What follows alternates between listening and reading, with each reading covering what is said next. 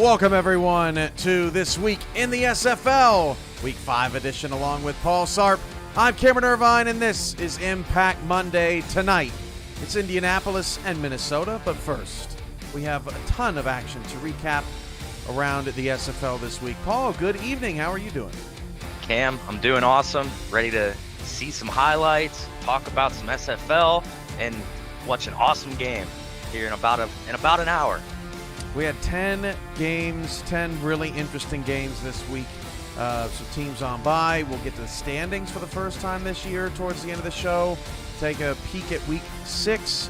Of course, we'll be previewing Indianapolis and Minnesota coming up a little bit later. But it's all about Week 5 here on this show.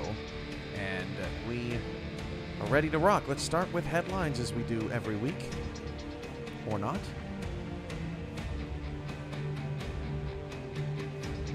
How about Working now? out the kinks. There it is. It's been that kind of day, as you can see by the clock. Week 5 headlines. Carolina's for real, Paul. The Skyhawks work the ground game. They have improved to 3-1. They are at Alamo City next week. And that's going to be a big one because Alamo City, not your average 2-3 squad. The Corsairs burned late again, throwing from the 1 and still 0-4. Or I should say still winless, now 0-4 after a devastating loss to Denver. Alamo City and Mexico City kept everyone up late. Double OT madness. Their defense carried the day once again to help the Aztecs take control in the South. And Paul, what stuck out to you from this crazy Week 5? I'll tell you what, Cam, watching that Corsairs game, wow, what an absolute thriller of a game. Again, those teams were back and forth from the first quarter to the very last possession of the game. So to see that game live was awesome. But like you said, these Skyhawks, they are for real, Cam. Again, 3-1 to start the season. Again, looking to turn the corner and take the next step. There's a look at Davidson Joseph knocking the ball out of Josh Gill's hands, and we'll have more on that game coming up here in a little bit. But Paul, we start where a big old milestone happened. We go to Fort Lauderdale. Huh? Are we going to go to Fort Lauderdale? We'll get there one day, Cam. All righty. You know what? Now let's put up the headlines, and Paul, you take me through this horrible evening I'm having so far, and talk a little bit more about what impressed you in Week 5. Hey, Week 5 again. One of the things that didn't impress me was that Seattle was on a bye. Again, waiting an extra week for some SFL action as far as Seattle goes, but a lot of different things going on, Cam. Again, Mexico City, Alamo City, double overtime. That's just mind-boggling to me. Again, I've been here about 4 or 5 seasons now. I have not seen a double overtime game, so that was awesome to see that happen this weekend. Just a whole bunch going on, bunch of games, a bunch of highlights, bunch of big plays, big-time players. It's the SFL, Cam. It's Impact Monday. Thank you, Paul. That was very well said. All right, hey, ready to go? You got it. Ready Absolutely. to go where the milestones land? Let's check them out. Is Fort Lauderdale, Florida, and this is Louisiana and Florida. Early on, Paul, it was all revolution. Florida's really been struggling. Cameron Collier with the touchdown run makes it 7-0. Louisiana, Ron Cochran on his first possession on 2nd down and 10. He's going to go down in the backfield. Chase down for the sack. Makes it 3rd and 18. But Boletsky started cooking. Ties the game in the second quarter. Then the defense started cooking. Tommy Utah, who's been excellent the last couple of weeks, picked off by Adrian Blaine. Nice one-handed snag there. And Blaine gets it into Louisiana territory. Then Ron Cochran starts cooking. Optimus Klein, that touchdown gives Ron Cochran 45,000 career yards. He becomes the 3rd player in SFL history to do that. Ryan Tobin with the interception. And at this point, it is all Florida. 14-7 late in the first half. Another pick from Utah, and he's frustrated. Late second quarter, Ron Cochran dialing it up again. Oh, it's Klein with a pretty pass, or pretty catch, rather. 17-7, flash forward to the third. Ron Cochran, Averett, and Zarkov. And at this point, Paul, everyone was saying, as Averett rose past that winless record, everyone was saying, wow, this Florida team is for real this week. And in the last couple of minutes, Bullet Boletsky runs it out, and Florida takes it easily, 34-21. But Paul, the Storm off the schneid. They tell Tyler to shove it somewhere where the sun don't shine, and they beat his Louisiana Revolution handedly at home to drop Louisiana to 3-2. What'd you think about this game? What'd you think about Ron Cochran finally getting that big milestone as well? Super happy for Ron. Again, being a former member of the Florida Storm, I know how they operate. So again, I'm sure Tyler's words I'm sure Mighty heard about Tyler's words, so kind of kicked Florida into gear. Super excited for Ron to reach that milestone, incredible milestone, 45,000 yards. That's a lot of passing yards in the SFL. So kudos to him. Major accomplishment. Julian Tyree, Matt Wilson, the only others to pass for 45,000 yards. Julian Tyree should pass Matt Wilson for the all-time passing yards mark this season. And, Tyler Falk has been making an impact every year of his SFL existence. Absolutely. By motivating teams to prove him wrong. And he should have a gift basket somewhere in his mailbox this week from Florida.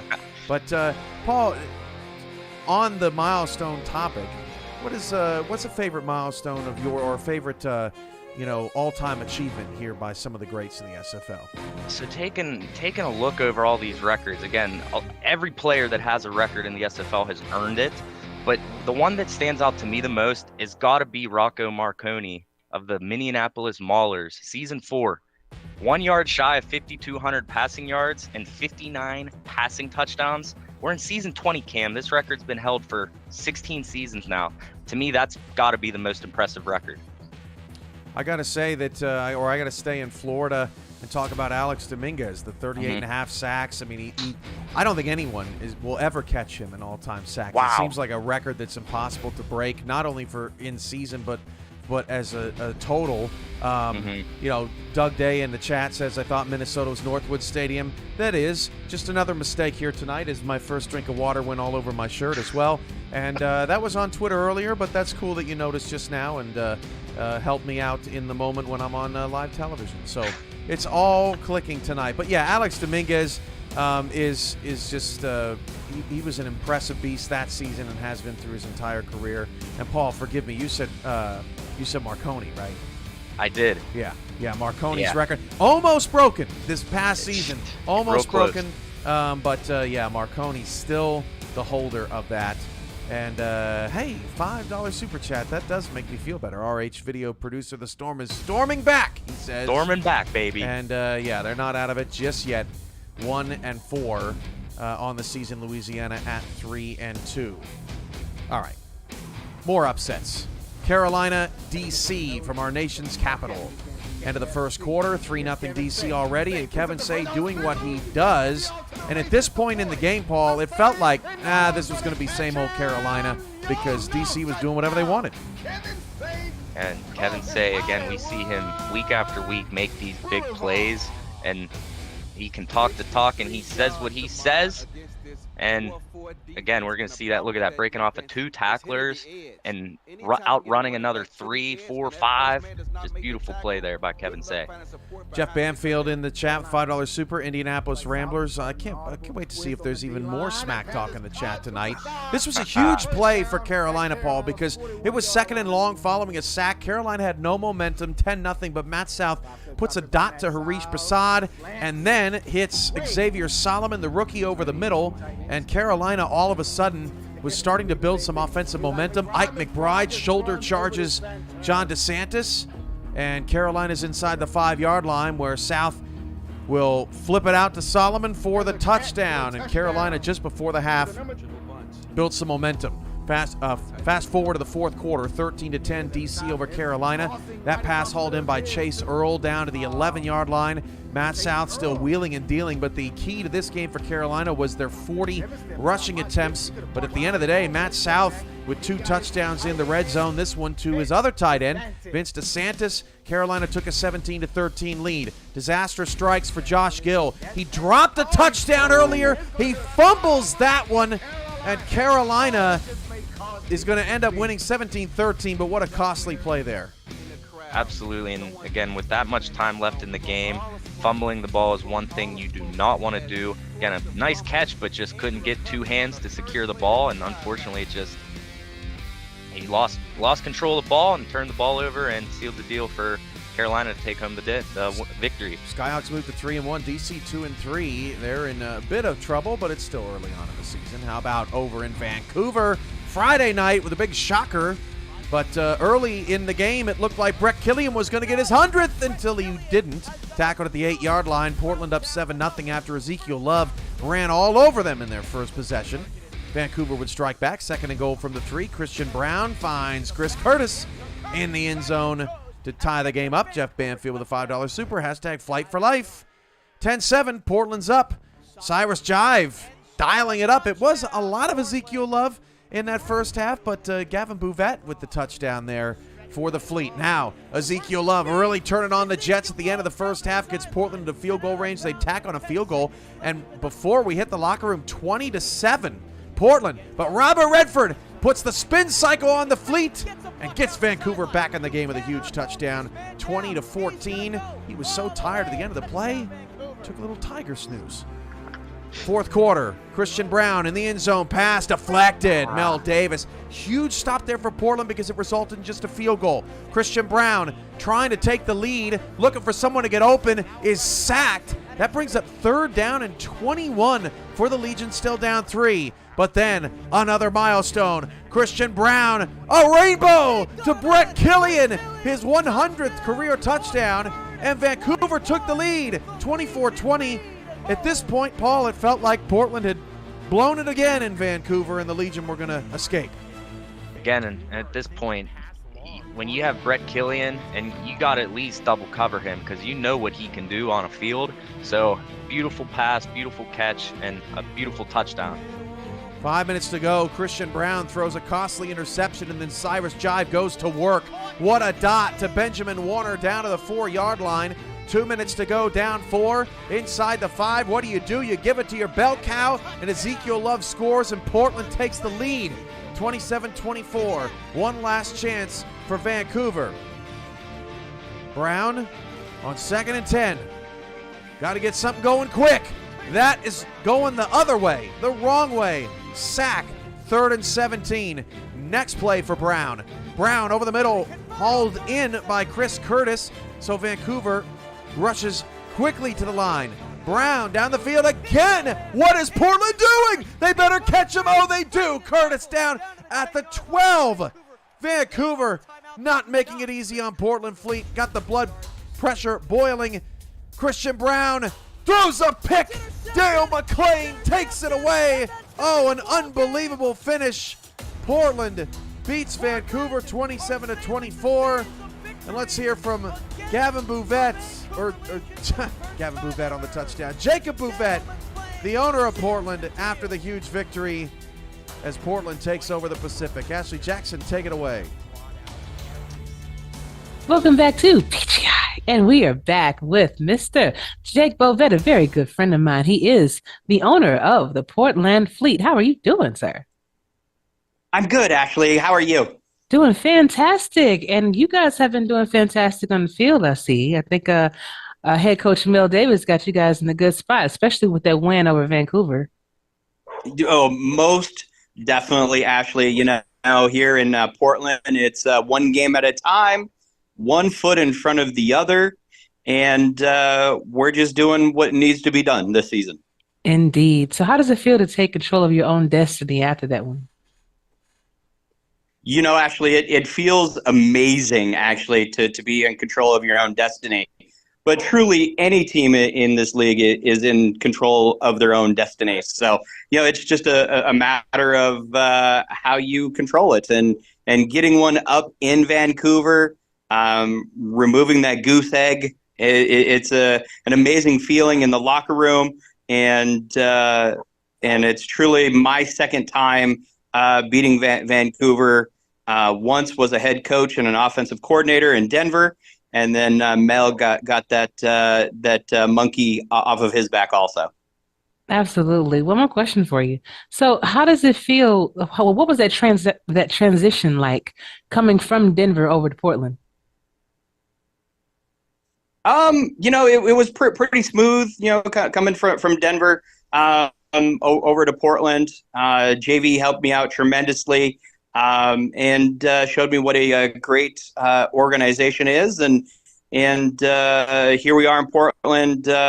We joined in season 15, so 5 years in, and loving every minute of it. Awesome. Awesome. Well, thank you for your time, Jacob. I really appreciate you. You're very welcome, Ashley, and thank you. Anytime. Anytime. Polly, Cam, back to you. Thanks, Ashley. Huge win for Portland. And it was kind of stunning to watch in real time, Paul, because last year at the convention, it was the same type of situation. Portland led Vancouver at the half on the road. Vancouver started to come back. Christian Brown started to make big plays. Vancouver kind of went into their own shell, ended up losing the game. This time around, they get the interception late. They drive down, score with under 2 minutes to go. Defense gets a huge stand where they need it the most. And it really did feel like Portland had taken a big step forward just because that game at the convention was so fresh on the minds of many. Absolutely. And again, I was there to witness that game live as well at the convention. And I'll tell you what, Portland taking the lead. Again, Vancouver's kind of been the kings of the Pacific. So I don't know. They're, as a part of the Pacific myself, again, being able to play against both Vancouver and Portland each season, it's not always a fun game because, again, little rivalry there between us. But again, this Portland team, it's just to be able to step up when Vancouver was driving, all the momentum was in their favor. For your defense to step up and get an interception at the 5-yard line is just truly incredible. Jeff Banfield is killing it tonight. He's my main man in the chat. Third time for maybe a third Ramblers win. Let's go. You deserve a touchdown tonight. And, hey, Paul, I don't want to say it, but Indy's kind of kicking the crap out of Minnesota in the chat tonight so far. It's still early, though. But, yeah, Jeff Banfield is willing his team to a victory off the field. And Brett Killian makes the highlight. Man, this makes me sad, even with 100 in the belt, $5 Canadian super chat. Love to see that for the variety. But, Paul, along with Portland, there's some interesting teams at the top of these divisions. The Atlanta Swarm are undefeated. The Canton Classics lead the North Division. And it's the standings are always a complicated mess, but this is our first early look at things. And when you have three teams that lead a division that didn't even make the playoffs last season, that's pretty surprising. What's your take on that here in this early season? It definitely is something that, again, we haven't seen too often. Again, I want to talk about Portland again since we were on topic, but again, we saw them last week, Cam, on SFL, MN, SWCAP, and again, with Valentine's Day being tomorrow, you got to show Ezekiel Love some love. Again, 172 touches this season. Cyrus Jive has only thrown the ball 170 times, with Love seeing 39 of those receptions. I want to also touch base on the Atlanta Swarm. Again, I think they have been the most impressive. Being in the East Division with heavy hitters such as Florida, Louisiana, and Jacksonville definitely has to be one of the toughest divisions in the SFL. And again, the Swarm are sitting pretty at the top with that 4-0 record. And again, you can't forget about Canton, Cam. Again, their defense has been something else this season. But again, I said it last week. Again, you have to get the run game going. You can't have a one-dimensional offense if you want to keep that divisional lead, if you're Canton. Jeff Banfield, it's called a bribe. LOL, just kidding. I mean, look, man, I hope you get like 5 touchdowns tonight, but I can't do anything about it. Xbox just sitting right next to me. I wouldn't even know how to code something like that. Colin Pierce, $5. He's not kidding. It's a bribe. Oh, my gosh. Well, golly, now I kind of feel like Minnesota has to win the game just so I can get the pressure off my back. But thanks, Colin, for that. But yeah, you can't forget about Canton. Can't forget about Carolina, Vegas, San Diego either. They're 3-1 and in wild card spots right now. And we'll talk about the standings a little bit more later in the show and what they mean. But for now, let's get back to the highlights. Go to Buffalo, where we saw a wild and wacky finish in Buffalo. First quarter, no score. And this highlight is just going to be a bunch of bombs. John Lakeman, the rookie, to Doug Spelling. Queen City gets us off to a hot start. Let's flash forward 14-10 Denver. And Bailey O'Shaughnessy gets away and is out of here. Denver cooking early, 21-10. And, boy, Queen City's defense, just a problem child, aren't they, Paul? Absolutely. Again, it is a younger defensive team for Queen City, but when you have a running back like Bailey O'Shaughnessy, I know this isn't going to be the first highlight of Bailey that we see, but just what a great run, showing off his speed in the open field. Again, at this point, that was his second in the game, Cam. 105 yards here already in the first half. Second quarter, next possession for Queen City. Whoa! Somebody forgot to cover Deezer Powell. He was so wide open, some of the defense stopped for Denver. They said, well, better luck next time, because that didn't work out too well for them. So Deezer Powell scores from John Lakeman, and then on the ensuing kickoff, McDowell, McSpin, and, oh, your own kicker gets in the way. Get out of the way. Touchdown Denver, 28-17. Nightwings flying high, trying to win their second in a row in a very competitive West. How would John Lakeman respond? Well, that's another defensive flub, and I don't know what's going on with Denver's defense tonight, but it sure can't make Canton feel good about struggling against it. Doug Spelling with the bomb. And again, shout out to John Lakeman again, and Gene Struthers, both quarterbacks in this game, to be rookies and haven't played so well this season, to come out and put on an absolute performance like the way that they did. It was a sight to see. 35-27. These are Powell in the back of the end zone. This is, by the way, this isn't even halfway through the third quarter.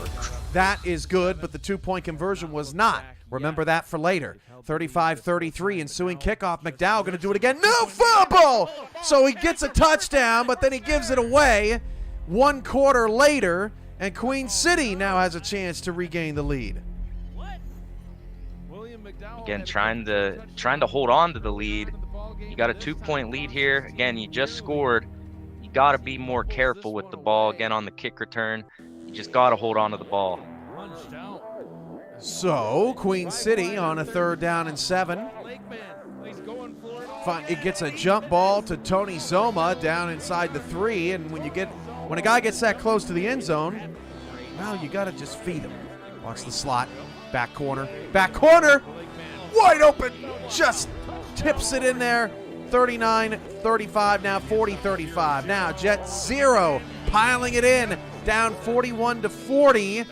But then 1 yard away from the end zone, Paul, 49-46. Where's the run game? Run the ball. Queen City falls. Josh Neal knocked it away, although the highlight froze. But, I mean, Paul, we got to focus on this for just a second, because I know the highlight went awfully fast, but they had so many opportunities, did Queen City. They failed on 2 two-point conversions. So in that moment that they were throwing, if they would have just kicked the extra point, they would have only been down 1. So they could have just ran the clock out, kicked the field goal, won the game. But for some reason, they were so desperate to score a touchdown, right? Because they didn't want to tie, Paul. Sure. And I don't know why they just didn't run there. And as a result, Queen City falls to 0-4. Your thoughts? My thoughts, again, that is a tough call when you're on the 1 yard line. You might as well just rush it in. But again, when your pass offense is cooking the way that they were, again, between both teams, over 1,000 yards in the same game, they almost scored 100 total combined points, Cam. John Lakeman, 510 yards, 5 touchdowns, 1 interception. Gene Struthers finally living up to the hype, being an early first-round pick, 27 for 29, 299 yards, 2 touchdowns. Again, Bailey O'Shaughnessy, 236 all-purpose yards, just carrying the Denver Nightwings on his back to the victory. And everybody, Paul, is now at 500 or better in the West. Denver is still last at 2-2, but even the Nightwings are looking pretty good here through 5 weeks, and that's what Paul had to say about the game. What did Tom Welsh have to say about the game? Ashley Jackson caught up with him. Back to you, Ashley. All right, and welcome back to PGI where I have a good friend of mine with me, Mr. Tom Welsh. He is the head coach for Queen City Corsairs. Man, how you doing? I'm doing great, Ashley. How you doing on the Super Bowl Sunday? Hey, doing pretty good. Can't wait to see the Chiefs win. We're gonna see if that I actually agree. works. All right, just got a quick question for you, Tom. Okay, so let's go back to this past game with Denver.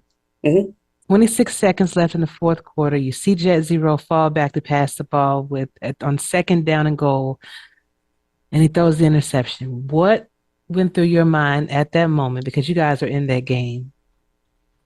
Yeah, pretty typical the way that our season has kind of gone, especially with the first matchup against Vegas and that crazy whatever the heck you want to call it at the end of that game, pick six to kind of cost the game for us. So, it's kind of like we're just at the whim of the game, and whatever plays get called. I mean, I know our ratios and our play calling on offense is good, so it's surprising that it would be called in that situation. But you just kind of take it and learn how to better yourself, I guess, and adjust and kind of see what plays get spam called a lot and what plays don't, and just try to adjust accordingly. It's tough, I feel bad for the guys in the locker room that are new to our team and new to the league and are trying to navigate their way through it because they don't know yet. They don't know how the game works and how plays get called and what kind of goes on. So it's tough to see them, put in their time, put in their money, put in their effort, and something like that happens. And now it's two times this season where now we're 0-4, where we could easily be 2-2 and should be right in the middle of things, but that's not how things kind of worked out. So we're just kind of at the whim of adjusting and game planning a little bit differently and seeing what works and just keep plugging away. So it's tough. It's tough for sure.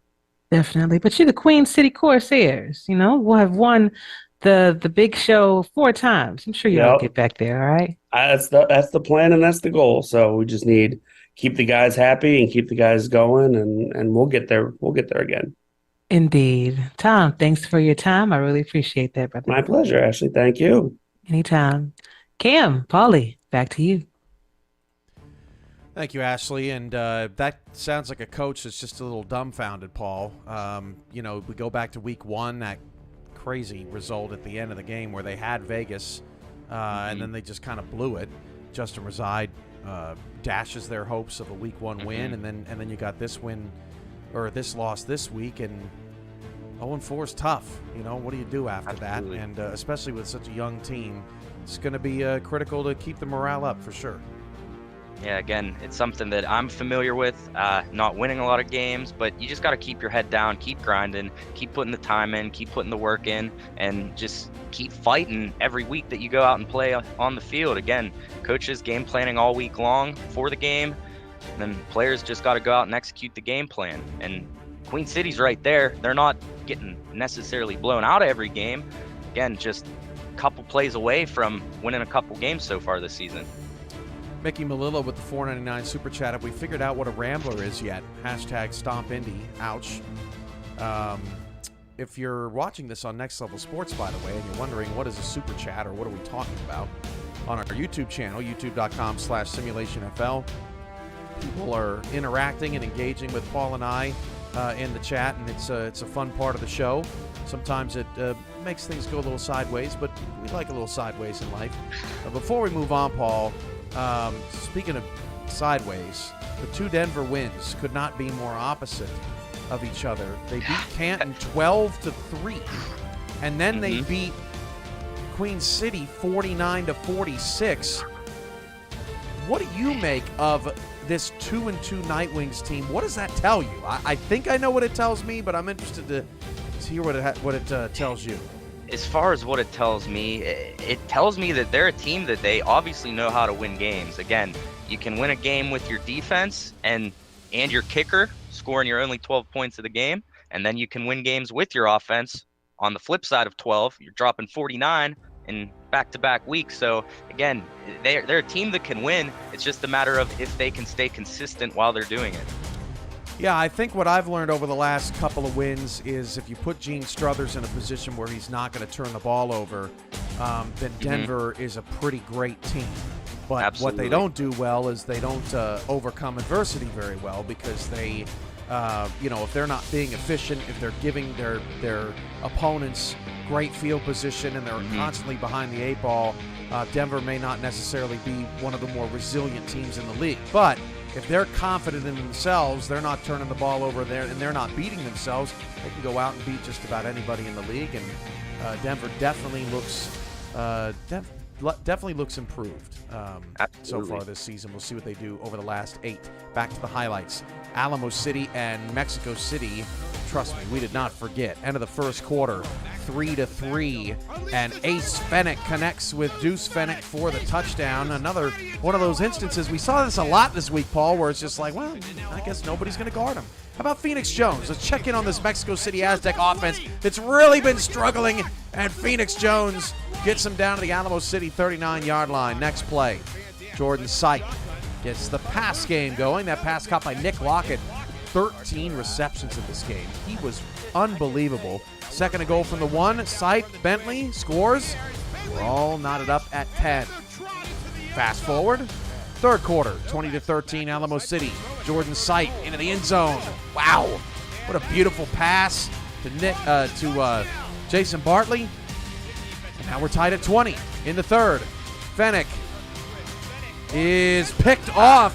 This was the start of Alamo City's downfall. Jeffrey Daggs with the pick in the end zone, and it seemed to really rattle Ace Fennick. He was never the same after that. Still tie game, 3rd down and 10. Syke going to the end zone. He is picked off with 6 minutes left. Gunny McGuire takes points off the board.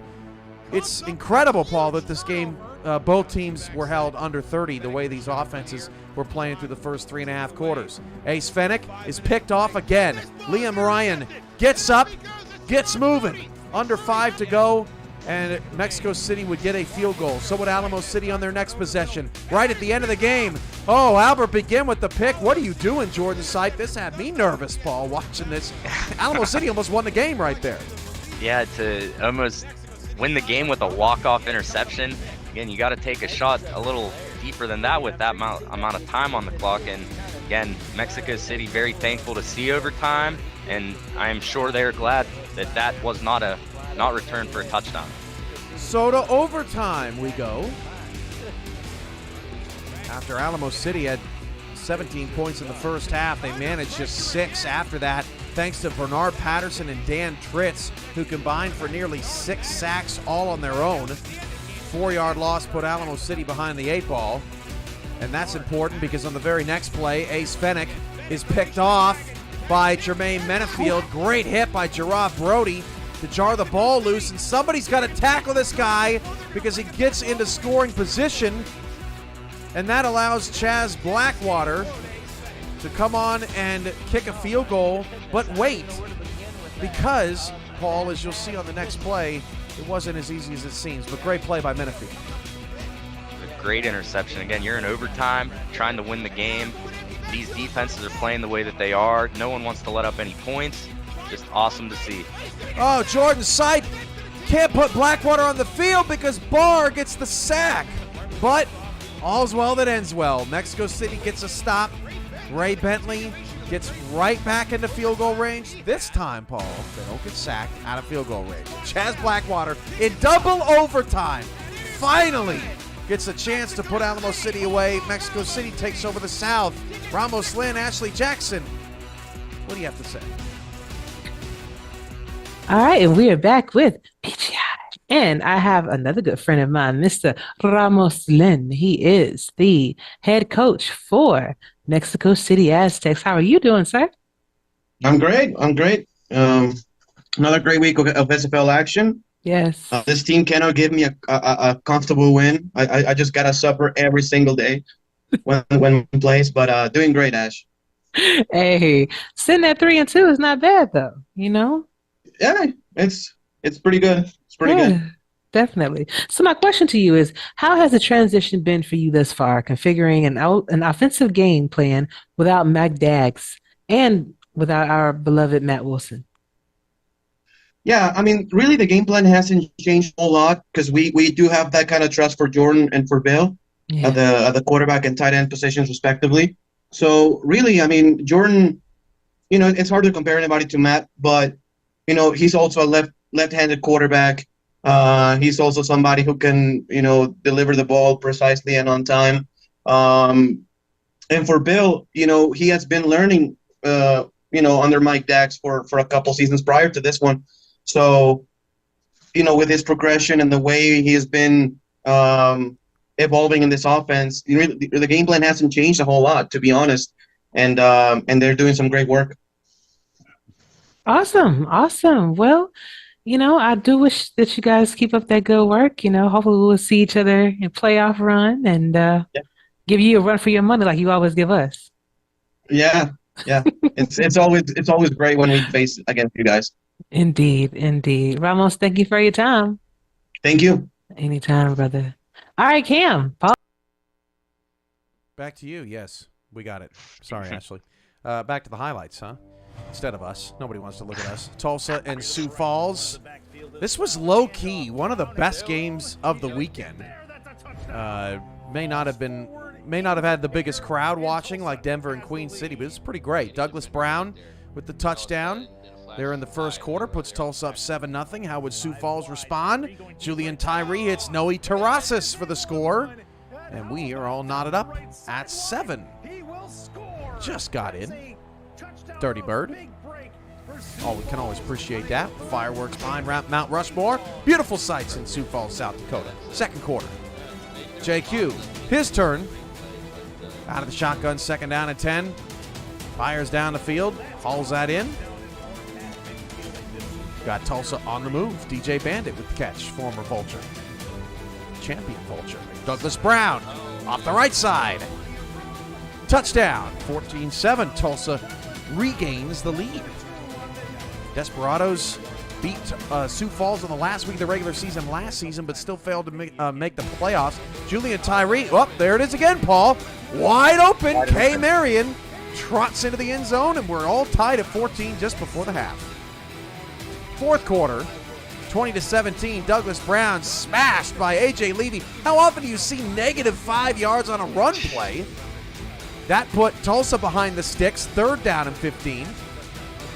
JQ forces one. Derek Williams, interception at the 1-yard line with Tulsa up 3. Now, Tulsa's up. Well, we'll get to that in a minute. Derek Williams with the pick.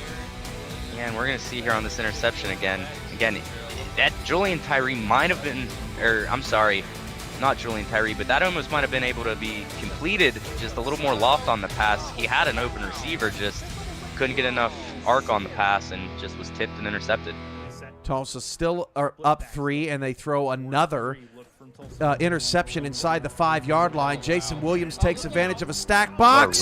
And after 2 red zone interceptions for Sioux Falls, Jason Williams erupts. Didn't have a single highlight this entire clip, and puts Sioux Falls ahead for the first time in this game with 5:50 to go.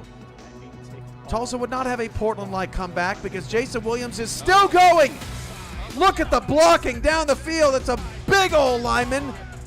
And Jason Williams is caught from behind, but not before the damage was already done. Under 2 to play. Huge third down here for Sioux Falls. If Tulsa gets a stop, it's a 7-point game. Instead, wide open again. Touchdown, Julian Tyree to Noe Terrasis. And Sioux Falls takes care of Tulsa 31-20. Last ditch effort from JQ. And no, I don't think so. 31-20. Sioux Falls gets the important Central Division win. Those two teams mean a lot to these two teams playing tonight, Indy and Minnesota. All right, Baltimore, Charleston. Can Baltimore cover the 14.5-point spread? Certainly didn't look like it early. Nice interception in the end zone. Charleston's defense came to play, but their offense putting them behind the 8 ball all day long thanks to plays made by Ciron Yates IV like that. I swear, we see Ciron Yates every single week getting a sack on these highlights. Yeah, how about another? Not Yates, but his teammate, Joe Duncan, making the play. Third down and 12. Charleston's offense is not going forward. They at one point had 0 yards of offense late in the first quarter. It's still 3-0 though, but it's time for a cheap Baltimore Vultures touchdown brought to you by the 3-time champions. Wide open, Ivory Irvin. Nobody playing defense on that play, makes it 10-0. Second quarter, Charleston making a game out of it and giving Shark Tarkington a block on his resume. Charleston finally starting to get things moving. 4 minutes later, they still have the football, and Kentes has a touchdown. 10-7, your new score, late in the first half. Wild, right? Still in the first half. Sack again. And Charleston gets nothing out of the drive. Baltimore's defensive front just vicious. 3rd down and 5 for Wigmore. 10-7. Up, another easy touchdown. They just get 14 points like this every week. 17-7 in the third, now 20-7 in the third. That right there, Nate Brown with a 3-yard loss, that was the first run by a running back in this game for Charleston, and that would be their last. -3 rushing yards out of their dynamic backfield. That pass hauled in by Ivory Irvin. 27-7. Just like that, the defending champs can turn it on. In the fourth quarter, Charleston trying to get something going. Stoinked it. Off the upright, no good for Brechet. Still down 20. 30-7. Still in the fourth quarter, and okay, there we go. Touchdown, Davius Reed. 30-14. Remember, Baltimore 14.5-point favorites trying to cover. Baltimore, you got to cover. Nope, they didn't get the cover. They got the win, but they didn't get the cover. 33-21. Baltimore takes care of Charleston. Charleston did a nice job hanging around. You understood the game plan. They didn't feel like they had the matchup with the defensive front and their young backfield, but even still, just not enough. What is enough at this point against Baltimore? We're all trying to figure that out. Yeah. Here's 3 teams that had plenty enough and more this week. Fort Worth dominated Houston 38-16. Cade Stevens and Stephen Hacker caught a combined 23 passes in this game for over 300 yards. Aiden Davis got 2 picks against his former team, and Fort Worth's 22-point win, the largest in this series history, which Fort Worth now leads 5-4. Dave Burr on his birthday, rough. 30 for 51, 269 yards. He started the game 1 for 9. G.P. Wells averages over 3 yards per carry. No touchdowns. Corey Menner, when do you see this? 2 picks, no tackles. Outside the 2 picks, he was worked all day by Hacker and Stevens, and Houston's defense struggled. They were plus 13 in turnover differential last season, and Houston is -5 through the first 5 weeks of this SFL season. Also on Friday, Vegas torches Motor City 52-26. They matched their franchise record for most points in a game with 52, and they wouldn't be the only ones, if you can believe that. Eric Price, Paul, he kept the turnovers down. 24 for 36, 304 yards, and 5 touchdowns. Prince Wonder, the rookie, 2 touchdowns on 3 catches. Max Jackson was everywhere. 11 tackles, 5 passes defended, 2 interceptions. But I know, Paul, we've been harping on Eric Price, and got to give credit where credit's due. He took care of the ball. For sure. Again, super glad to see him kind of control the turnovers. Again, you had 2 this game, but again, he threw 5 touchdowns, 300 yards. Las Vegas was rolling here, so even though you threw 2 interceptions, you got to be okay with that performance from Eric Price. Lost on this game was how good Motor City kind of played. Ibrahim Creative, 40 for 52. 40 for 391 yards. How about the Kaufmans? Shane Kaufman, 123 yards and 2 touchdowns. Mark Kaufman, 6 tackles, a pass deflection, and an interception. And I'm going to have to look up, Paul, if brothers have ever scored, or relatives, I should say, just family in general, have ever scored 3 combined touchdowns in a game before. Motor City wishes they could have that third quarter back. They were outscored 21-0 in it. Otherwise, it was a pretty even game. Vegas goes to 3-1 in that crowded West Division. And then another team scoring 52 at home and tying a franchise record. That was Arizona. They were all over London, 52-31. Ashley Jackson was just such a beast. 39-46, 480 yards. DJ Moses nearly totaled 200 all-purpose yards to give Bailey O'Shaughnessy a run for his money. And how about a little fullback love? Justin Williams, 2 receiving touchdowns. And Oh, yeah, that's a great point, Eddie. The $5 super chat. Game ball to Ashley Jackson for suiting up despite waking up with a stomach illness. Only in the SFL, Paul, can you wake up with a stomach illness and then go out on the field and throw for 480 yards, 5 touchdowns, and keep your team undefeated. That was just an impressive performance there by Arizona. Incredibly strong performance from Arizona. It's kind of what we expect. Again, London struggling this season, not seeing the same London Knights that we saw as last season, but what a great job from Ashley Jackson. Again, wake up in the morning, stomach's hurting, not feeling too good, and then you come out and play the way that you do. It's awesome to see that type of stat line with such a sick feeling in your stomach. On the London side, Johnny Pickler, not a terrible game, 26 of 36, 354. Did have 3 picks, though. Robert Merrill shut down like he rarely is shut down. 66 all-purpose yards on 21 touches. Fox Highwind, they let him loose, though, 178 yards and 2 scores. But London's defense right now is the problem.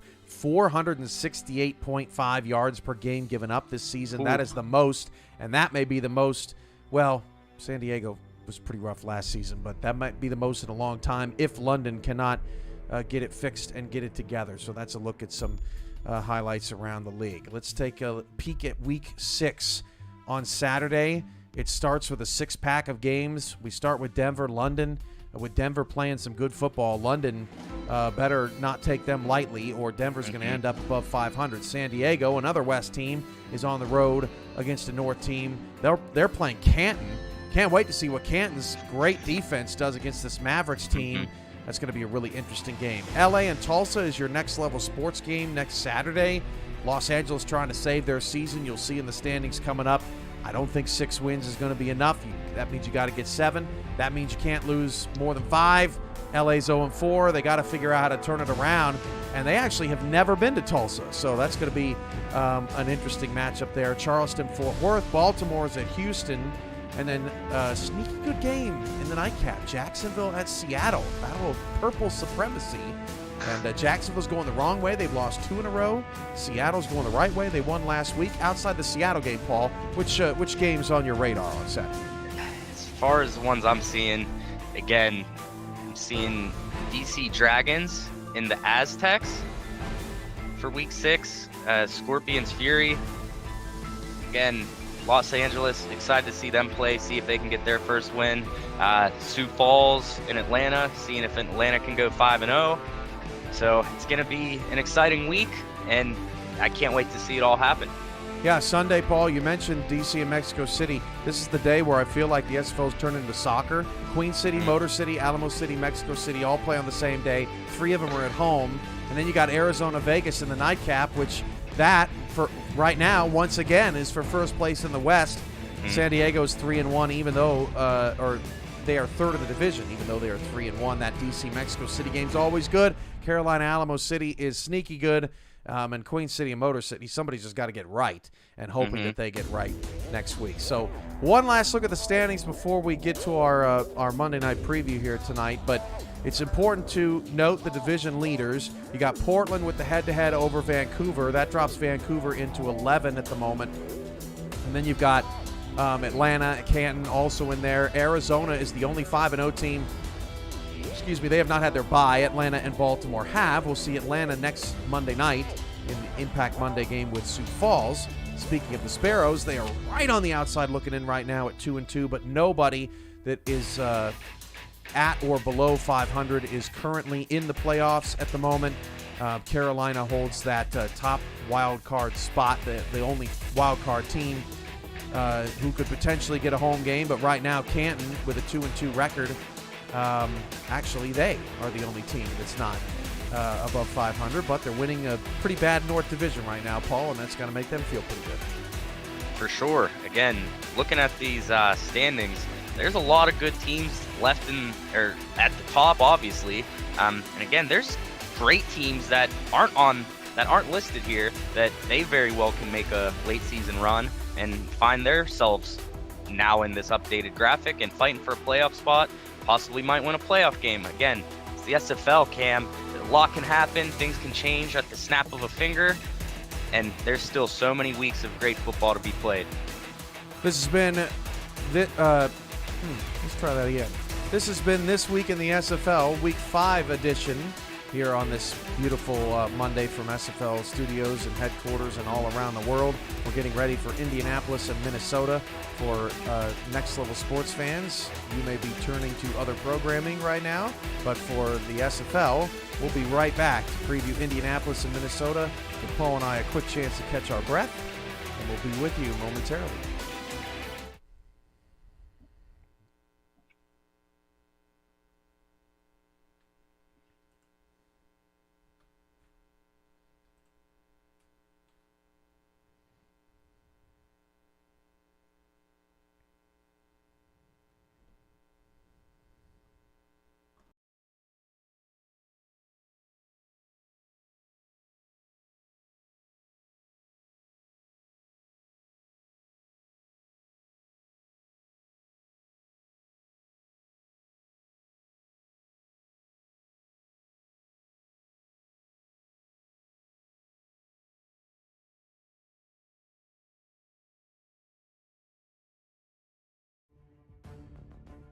All right, Paul and I are back here to preview this Monday night matchup, this epic matchup between Indianapolis and Minnesota.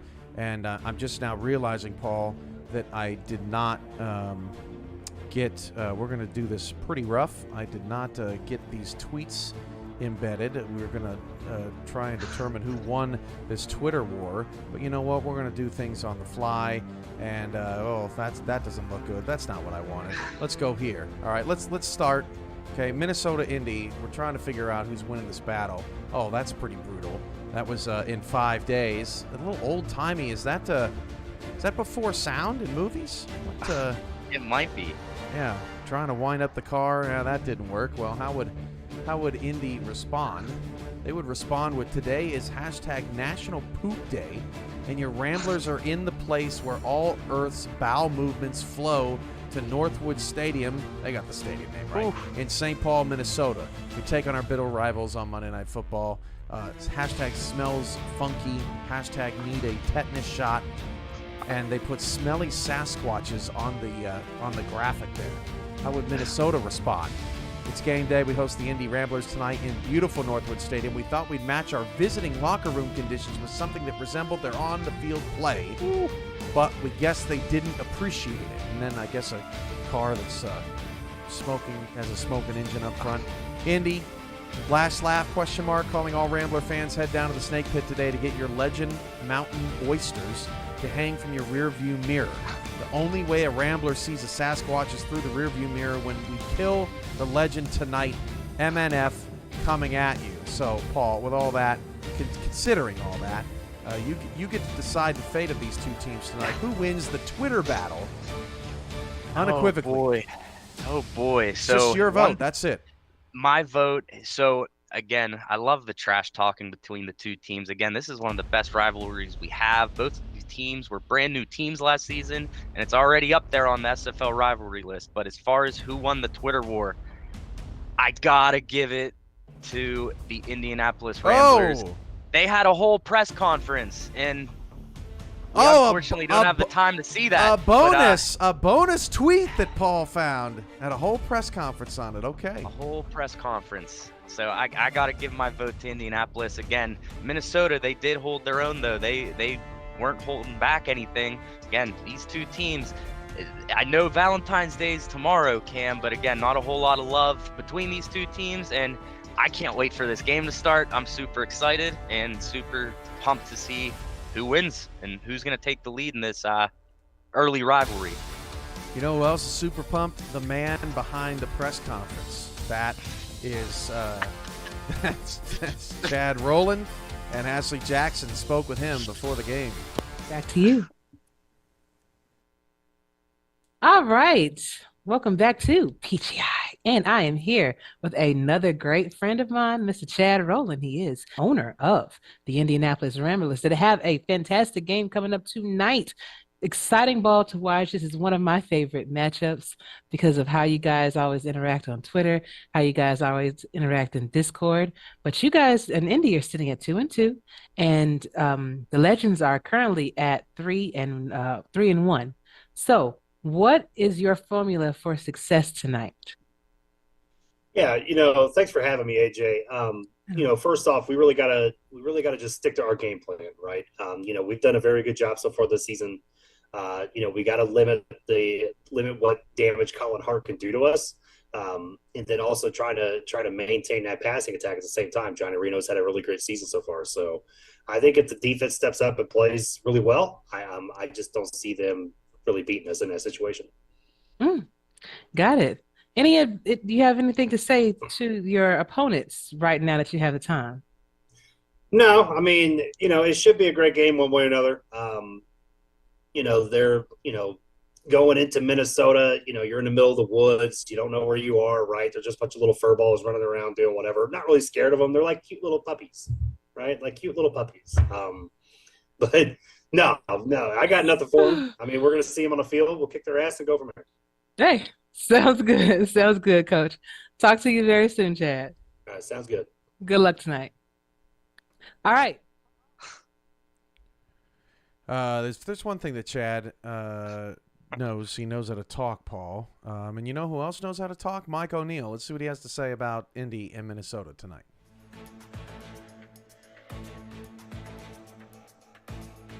Thank you, gentlemen. Appreciate you as always. Mike O'Neill here. Going to go over some matchups to watch tonight. Indianapolis traveling into Minnesota to take on the 3-1 Legend. Now, we all know the Legend have been hot since coming into the league. They've been a stout defense, nonetheless. And this season, we're gonna talk about their offense here. They're leading the league right now in rushing touchdowns, and they're averaging about 105 yards rushing per game. Now, that's nothing to sleep on if you're Indianapolis. They're averaging 30 points per game, Minnesota is, and obviously their defense is top 10 in every category. So if we're looking at this from Indianapolis' point of view, their key to victory tonight, going into this game, I mean, look, Reno's going to play efficient. That's the Minnesota Legend way. Their offense is an efficient offense. They don't take many shots downfield. They're going to hand the ball off, and they're going to kill the clock and control the game. That's what they're going to do. If I'm Indianapolis going into this game, there's a couple things I'm going to do. Number one, I'm going to stack the box. You need to have at least 6 to 7 people in the box at all times to contain that Legend run game and slow them, kind of force them out of their element. We haven't seen much from Reno taking shots downfield this season, so let's force him into that situation. So if I'm Indianapolis, stacking the box, that's going to be a key to victory. The Indianapolis secondary and linebackers versus Reno. So we're going to flip the coin here, and we're going to talk about Indianapolis for a second. They've got a high-flying offense this season, averaging over 400 yards per game, and they've got the number 1 wide receiver in the league in Ryan Roosevelt. If I'm Minnesota, I trust that my defense is going to do enough, but you have to make sure Ryan Roosevelt cannot break free tonight. You have to make sure to contain him, as he is the number 1 receiver in the SFL for a reason. Almost 700 yards on the season this far, and we're only a third of the way through. So Minnesota, pretty plain and simple. Go into this game, play your style, run the clock down, run the ball. Play your style and run the ball. That's what Mike O'Neill has to say. And on the Indy side, it's the Ryan Roosevelt show. We'll see if anybody else steps up tonight from Northwood Stadium. But, Paul, before we get to your final thoughts, a quick fantasy football update. I think Gunny's got it. 213 this week is his total. Jaden Swift in second with 170.6. But the interesting battle is for the bronze here. Grant Hardaway, 159.5. Alex Marshall, 157.2. That's a 2.3 difference. And Marshall has Quag Mam tonight. So keep an eye on Quag Mam, and maybe Alex Marshall will sneak past Grant Hardaway. So that's a look at your fantasy update. Your other top 10, Marshall, O'Shaughnessy, Daniel Wright, James Walters, Dan Tritz, Sam Blotner. But your final thoughts, Paul, before we get ready for this epic rivalry that we have just been waiting all week for. Final thoughts, to hit on what Mike said again. Who's going to stop Ryan Roosevelt? That he's playing on an unreal level this season. So that, I don't want to say that's the key for Minnesota to win, but that's going to be a big piece in Minnesota trying to win is stopping Ryan Roosevelt. And I know there's other players on the team that are going to make an impact as well, but it all starts with trying to limit the amount of big plays that Ryan Roosevelt creates for the team. Paul and I have the call. Tyler Falk will be on the sidelines with us all night long, keeping track of the trash talk. And we're going to have a fun one tonight. For Paul, I'm Cam. We'll see you on the other side of the break. Impact Monday coming up next.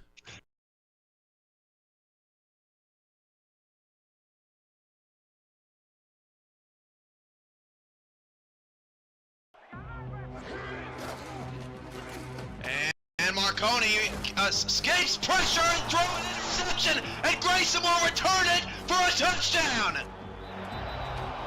We are tied. Rocco Marconi scrambling away from a defender, and Grayson steps in front of the pass and scores. 3rd down and 5. 1 minute to go in the quarter. Still no Bulldog as Bulldog wideout has caught a pass. Hart is out of the shotgun with Baja to his left, and Hart will hand off on a delay. No, he won't. Sacked in the backfield. Joe Dazzo on a blitz, and he's poking fun at Jasper Hart down on the ground. Joe Dazzo, forget about David Baja. He just creams Jasper Hart, and it's another 4th down. 2nd and 9 to the 48. Honolulu just one timeout left. They get the ball, leaving with about 30 seconds left. Hand off Parker. Parker's got the first down. Parker! Back attack! Attack! Out of the 6-yard line. Ball game! Between arguably the top 2 teams in the league coming up in a couple of weeks. 3rd down and 4. Zuli back to pass. Deep shot. To Corky's wide open inside the 15 down to the 11-yard line. Red Feather's going to have Brewski in the backfield, 2 wide receivers, and a tight end. Red Feather pump fakes once, right-hand side. That's going to be picked off! Picked off by O'Neal. Julius O'Neal with his first interception of the day. It's panic time now for the Pride. Christensen throws, that's batted up in the air and intercepted. It's taken away and down the sideline goes number 20. Lucius Sanders put it on the board. Touchdown, Cleveland. Oh my goodness. And here's the counter play to Zulu, and Ogun will go. He's his best run of the day, and Ogun Zulu will go for the touchdown. Wow, what a run by Ogun Zulu. Unbelievable.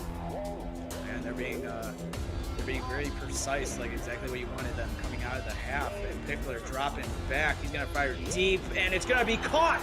And he's at the 30 to the 20 to the 10 and taking it into the end zone. Nick Finch with a huge touchdown, and just wow, what a play from the Gladiators, and the coverage there from the Tyrants. The DB went for the interception, and he came up with error. 1st and 10 from the 21 here. Just over 6 minutes to go in the 3rd. Chicago trying to uppercut this St. Louis Gladiators team and put them on the ropes. King, shotgun snap, moves in the pocket, fires deep down the field, caught at the back line! What a grab, and the first touchdown of Greg Soto's career is a spectacular one. Greg Soto coming in replacing the retired J.C. Torres. Said, don't worry, Shane, I know you're about to play one. This will be just under 32 yards for Otis Boudreau. On his left hash, the right footer stands ready. Spot is down, kick is up. It is good. Otis Boudreau does it again in walk-off fashion. Louisiana taking down Florida 20-19. They go 4 wide with the tight end split out. Stopped over the middle, throws another interception, and this time it's Jack Brown. That one's going in the house. Touchdown at the 36. They call this, Colin, the law of averages. You know, whenever there's this many interceptions going on in a game, one of them's bound to go back to the house and get some points, right? Oh my goodness! Now multiple linebackers have an interception, but this time Jack Brown turns around and runs it into the end zone. And I'll tell you something.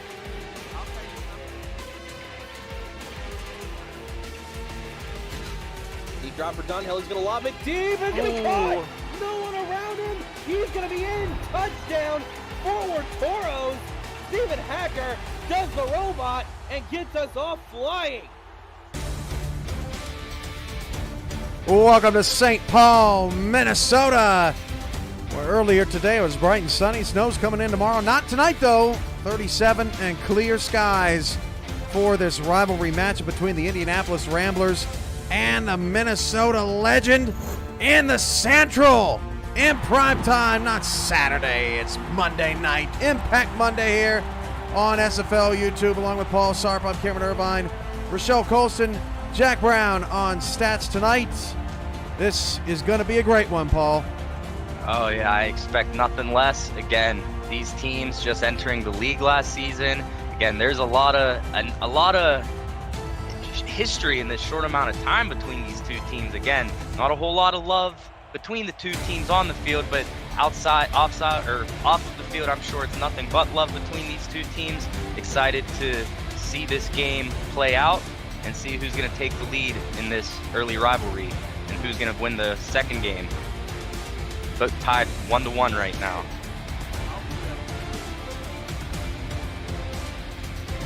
Tyler Falk says t-shirts and shorts weather, with it being above freezing here in St. Paul tonight. A rare treat this winter. And he wants tails. It is tails. They'll defer to the second half. Got some 9-mile-an-hour wind tonight. We'll keep an eye on that. And we are just about set.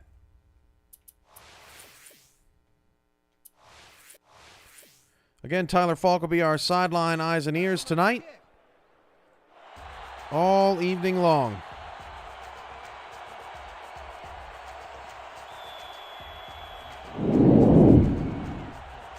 It's Indy. It's Minnesota. Check the engine. Stomp the Sasquatch. Whatever you do, kick it. We're underway. Adam Banks from the 7-yard line gets it up to the 28. Minnesota in their retro home unis tonight. They look super sharp. Green tops, gray pants, white numbers, black and green trim. And Johnny Reno, the red-hot Johnny Reno, starts us off, Paul. Johnny Reno off to an incredible start this season. Again, taking Minnesota to a 3-1 record here so far through 4 weeks. Trying to get to 4-1 in this game, and we see an early offsides, free play there for Reno. Gets a completion. I think they'll accept the penalty. Jay Taylor with the catch, but it looked like it went for just about 4.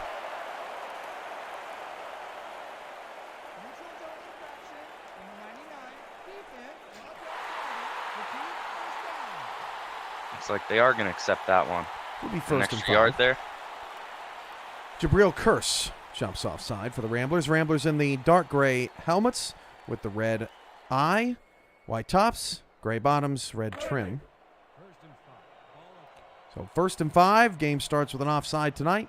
Minnesota 7.5-point favorites at home. 57.5 over/under. Lines presented by Jack's Data. 4 receivers. Johnny Reno flips it out, and Colin Hart gets one move for a couple yards. Bring up 2nd down and 3. Let's meet the rest of this Minnesota Legend offense, along with Colin Hart and Johnny Reno. Chris Komisak, the fullback, in the backfield, wears number 28. He'll get plenty of carries, plenty of touches tonight. 4 wide tonight. Buchanan Simons 14, Quaig Mams 16, Jay Taylor 80, Adam Banks 84. Your numbers: Christian Bachagalupi, Jason France, your 2 tight ends. 2nd down and 3. They'll hand it off to Komisak, and Indy all over it early. Makes the stop. Adam Wiseman, 3rd down. Yeah, it was a nice job to stop Colin Hart. And again, he's one of the best running backs in SFL history. So he's going to be a key factor. Colin Hart will be a key factor for Minnesota to win this game, and stopping Colin Hart's going to be a key for Indianapolis in this game. 3rd down and 3 at the 35. Opening possession of Impact Monday. Reno to pass, and it's tipped away and incomplete. Looking down the field for Adam Banks, and it is Blake Prine with the knockdown. And Minnesota, despite Indy giving them a free 5 yards to start the drive, goes 3 and out. Great job by the defense of Indianapolis to force this 3 and out, essentially, minus the penalty. But again, Indianapolis looking to ramble on early in this game, try to take the early lead. Rockefeller calls for the fair catch. He is Indianapolis' returner, had a return touchdown already this season. And Colin Pierce comes out now for his first offensive possession. He is out there along with Christian Pierce, Randy Pierce, running back and tight ends, receivers, Rob Hunt, Jay Viper, Ryan Roosevelt, and Jeff Bamfield. And then on the line, look at the guards inside. Chad Rowland, Max Van Linge. That's their strength. 1st and 10 with Pierce offset I. And Christian gets the carry and picks up 4 on the play to bring up 2nd down and 6. Wrapped up by Rick Evans and company. This Minnesota defense led up front by Angela Meerkat, Mark Mello, Buster Johnson, and Max Knight. Linebackers are B.J. Lovelace, Axel Raven, Juan Mississippi. Corners, Cody Griffin, Johnny Bravo, and this team deploys 4 contracted safeties. Rick Evans and Daniel Wright are your free. Tigga Clay and Derek Meerkat are your strong. There's our first move of the chains of the night. That's Randy Pierce. So both Pierces with a touch of the ball early in this first quarter, and that'll be 1st down. One thing I'm most excited for in this game is to see, one, the new and improved Indianapolis Ramblers offense, and 2, the new and improved Minnesota legend defense. Again, their defense, Minnesota's defense is not having as good of a season this season to start off as last season, but looking to kind of improve the numbers and try to get back in the top 5 in major defensive stats. Flip out to Christian Pierce, picks up a couple, wrapped up by Cody Griffin. It's our first Indy-Minnesota rivalry, Paul, and we're excited to be here for this one in prime time. It was the number 1 game on our schedule when Mike St. Green and I originally put the schedule together. We wanted this one bad, and here we are. And I wish Mike was calling the game with us tonight, but excited that I'm here and excited to see that catch. Jeff Bamfield down the sideline to the Minnesota 14. And our first jump ball is won by the Ramblers this evening. And no, it's not Ryan Roosevelt. It's Jeff Bamfield on the opposite side of the field.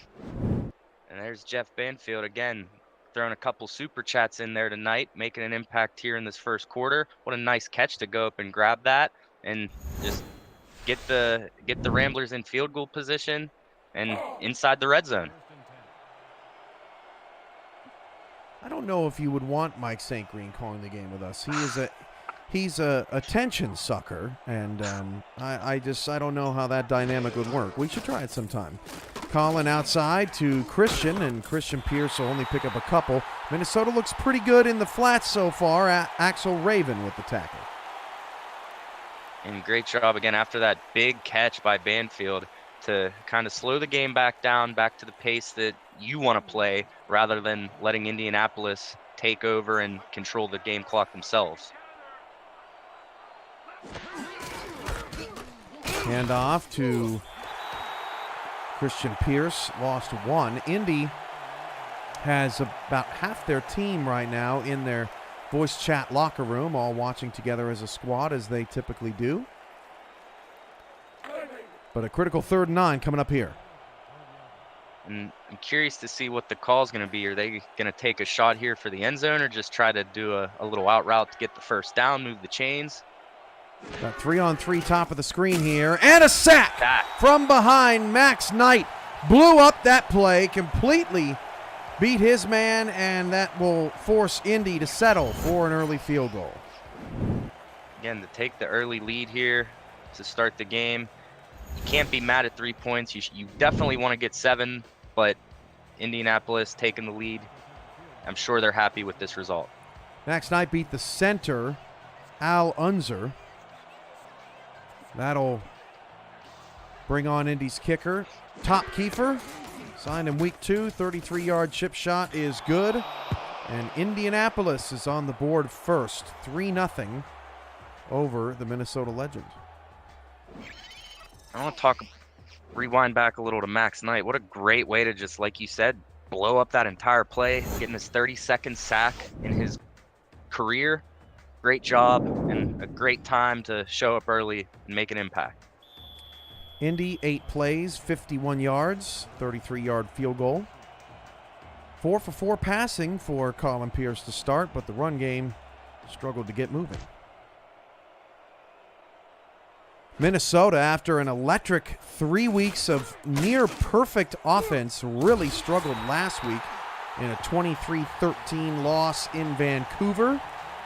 Trying to right the ship here tonight. If Minnesota loses this game, they will still, or Indianapolis rather, will take over first place in the Central Division by way of the head-to-head tiebreaker. Tulsa and Sioux Falls are both 2-2.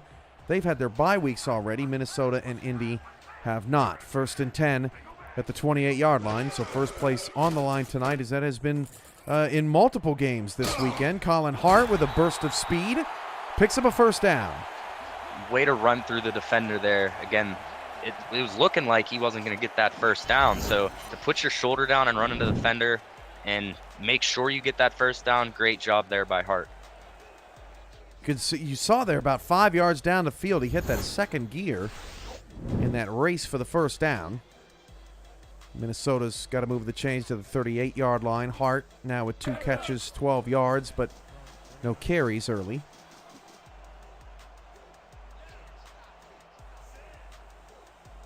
Hart's alone in the backfield. France off to the line there on the quarterback's right side.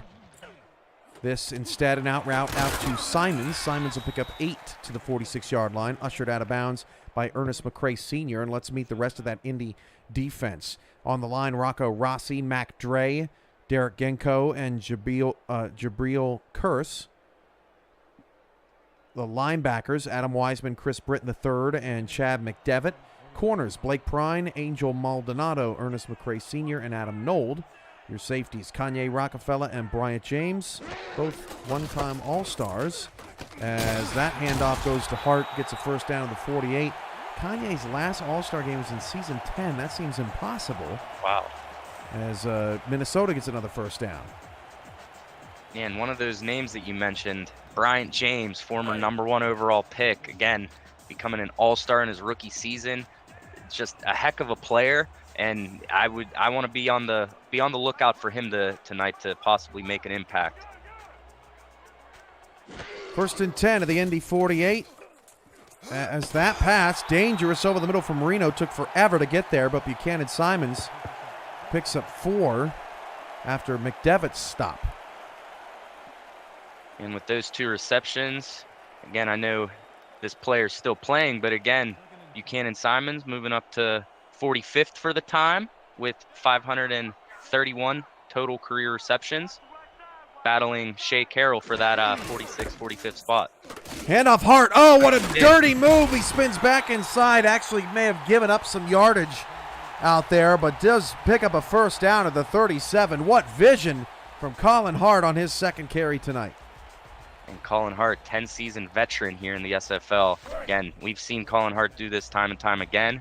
So this is just something Indianapolis, they need to get. They've game planned all week for Colin Hart, and just trying to execute the game plan is what they're going to have to do. Another handoff. This is to Chris Comisac. No gain on the play, and Tyler Falk has more on the Minnesota running game. Tyler. Thank you, Cam. I was in the broadcast booth watching Minnesota absolutely demolish their opponents for their 3rd win. And they're right now averaging about 100 yards per game. However, last week, only about a 25 yards against Vancouver. Looking to do much better here tonight. They already have around, right around 15 yards tonight. So already making better progress than they did last week. Thank you, Tyler. Tyler Falk on the sidelines with us tonight. Buchanan Simons hauls that one in. Tackle made by Adam Wiseman to set up a 3rd down and 2. Again, I like seeing we're seeing a lot of Buchanan Simons here to start the game, and Simons is not their leading receiver. Their leading receiver is actually their tight end. 33 receptions, 364 yards on the year. Good for 5th in this season in receptions, 9th this season in yards by a tight end. No Chris Curtis tonight for halftime due to a family emergency, so Tyler has joined us field side. 3rd down and 2. Hart is wrapped up Good for stop. no gain. Ernest McCray Sr., a stellar tackle, and Minnesota likely will kick a field goal to try and tie this one early. Yeah, I like the play call again, trying to get Colin Hart going after a somewhat rough week 4. So it looks like they're gonna maybe try to get him to jump off sides. I'm not sure. Now, to a point for Minnesota, Indy jumped offside the first play of the game, so you figure, you know what, maybe I can get him to go again. But I don't think even Indianapolis is thinking that Minnesota would seriously go for this. So that doesn't really work out. Let them burn a timeout. We'll see the field goal kicker 30 seconds later than expected. I like that call from the coach to, again, try to get him to jump off sides. We saw him earlier in the game, so just trying to get another free first down and maybe try to put 7 on the board, but looking like we're going to see the field goal unit here and trying to tie the game up. This is a 45-yard field goal from Meke Malillo.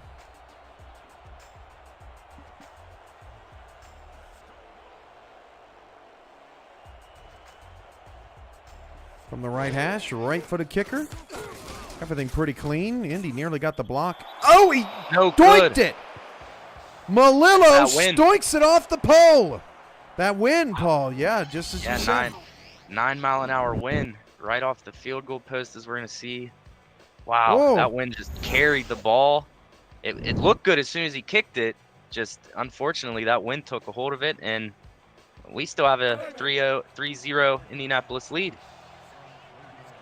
You never can take anything for granted in the SFL, even when everything seems ho-hum. You just can't do it. Mickey Malillo all-time, 28 of 29, just his 2nd career miss, as Christian Pierce picks up a couple more.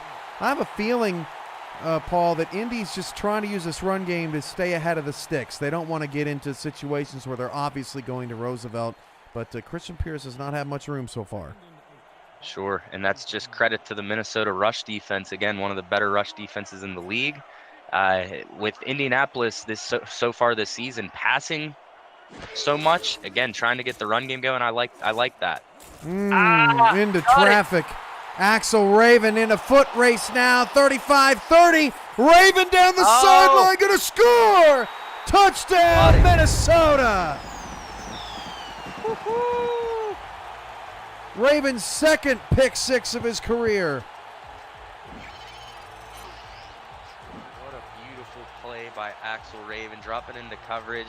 Your safety's going to tip the ball, and look who's there to just eat it up, and nothing but you have a couple defenders trying to bring you down, but you got 2 blockers in front of you. Great job by Axel Raven. Great job by Minnesota for blocking for him, and way to put points up on the board after a missed field goal. That is just Colin Pierce, 4 for 4 on his first 4 passes of the night, and that's just a ball you can't throw. I mean, there was triple coverage out there. There's no wonder that they scored an interception touchdown.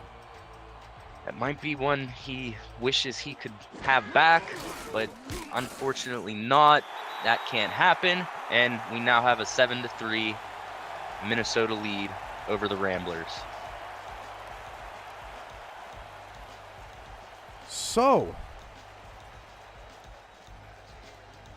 Minnesota retakes the lead. If you're new to the SFL, the Simulation Football League continues traditional sports, esports, and a role-playing game into one. Team strategies are being executed in real time by our simulations as real-life players compete on the virtual gridiron. For more information about the SFL, visit our website at simulationfl.net. The SFL, we put the fan in fantasy. Rockefeller returns it up to the 29-yard line. And time to hit the reset button for Colin Pierce.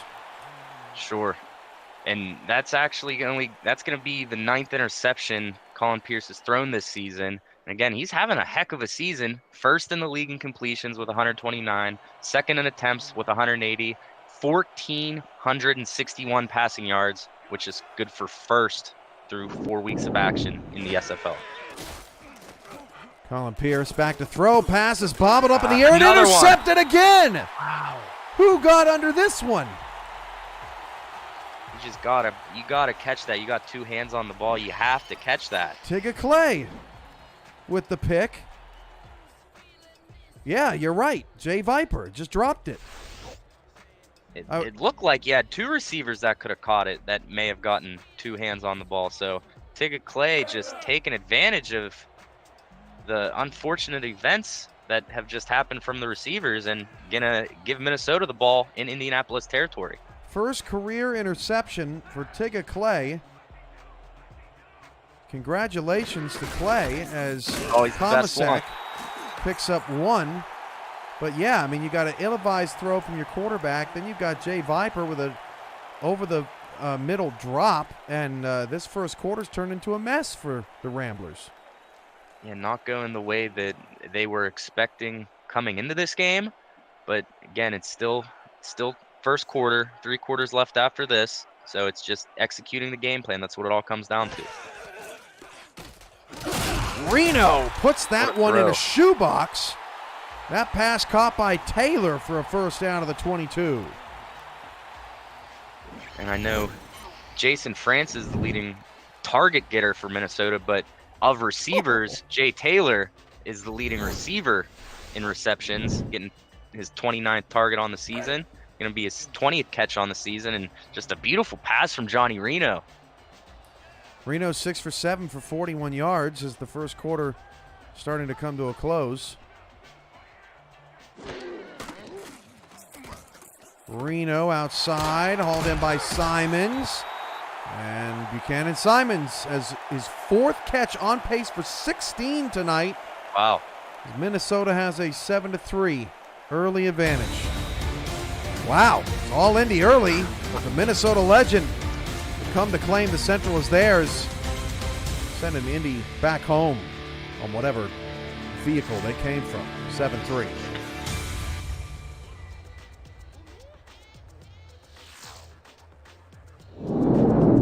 Full cast and crew here tonight with you. Jack Brown, Rochelle Colston, Paul Sarp, Cameron Irvine, Tyler Falk. All here for this Impact Monday. 7-3 Minnesota over Indy.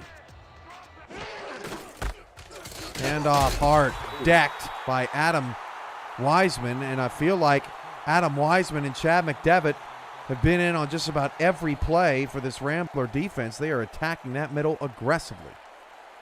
Yeah, we've seen a lot of Adam Wiseman so far. He's second on his team in tackles so far, with 30 headed into this game. Short 2 to Kanye Rockefeller.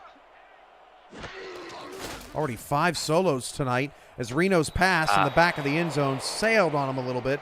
Looking for France. It'll set up 3rd and goal. A little too much sauce on that one by Reno, but I like the thought there. Try to get your tight end involved. Try to find him deep in the end zone, and we're gonna see a red flag thrown there. I don't think Chris Comsak's gonna win this one. He looked well out to me. Let's check the replay.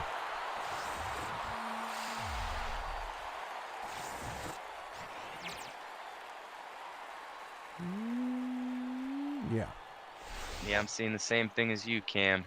Again, he had him there if the pass was a little more accurate. The pass was incomplete. The catch was made. So what makes that interesting is Minnesota's down to 1 timeout here early in the second quarter. Don't often see that. And the fans are not too happy with that that call that it's going to stand. But we're going to see 3rd and goal on the 8-yard line. Let's see what they call. Reno out of the gun, looking for Minnesota's first offensive points tonight. Reno will fire it, back corner. Oh, it's caught over the defense. Touchdown, Buchanan Simons. Oh, dropped it in the bucket. What a pass. Wow. As soon as that ball has come down, I didn't think he had a chance to catch it, but just what a perfectly thrown ball. Oh. Defender bites on it, and the ball just drops in perfectly for Buchanan Simons. McCray Sr.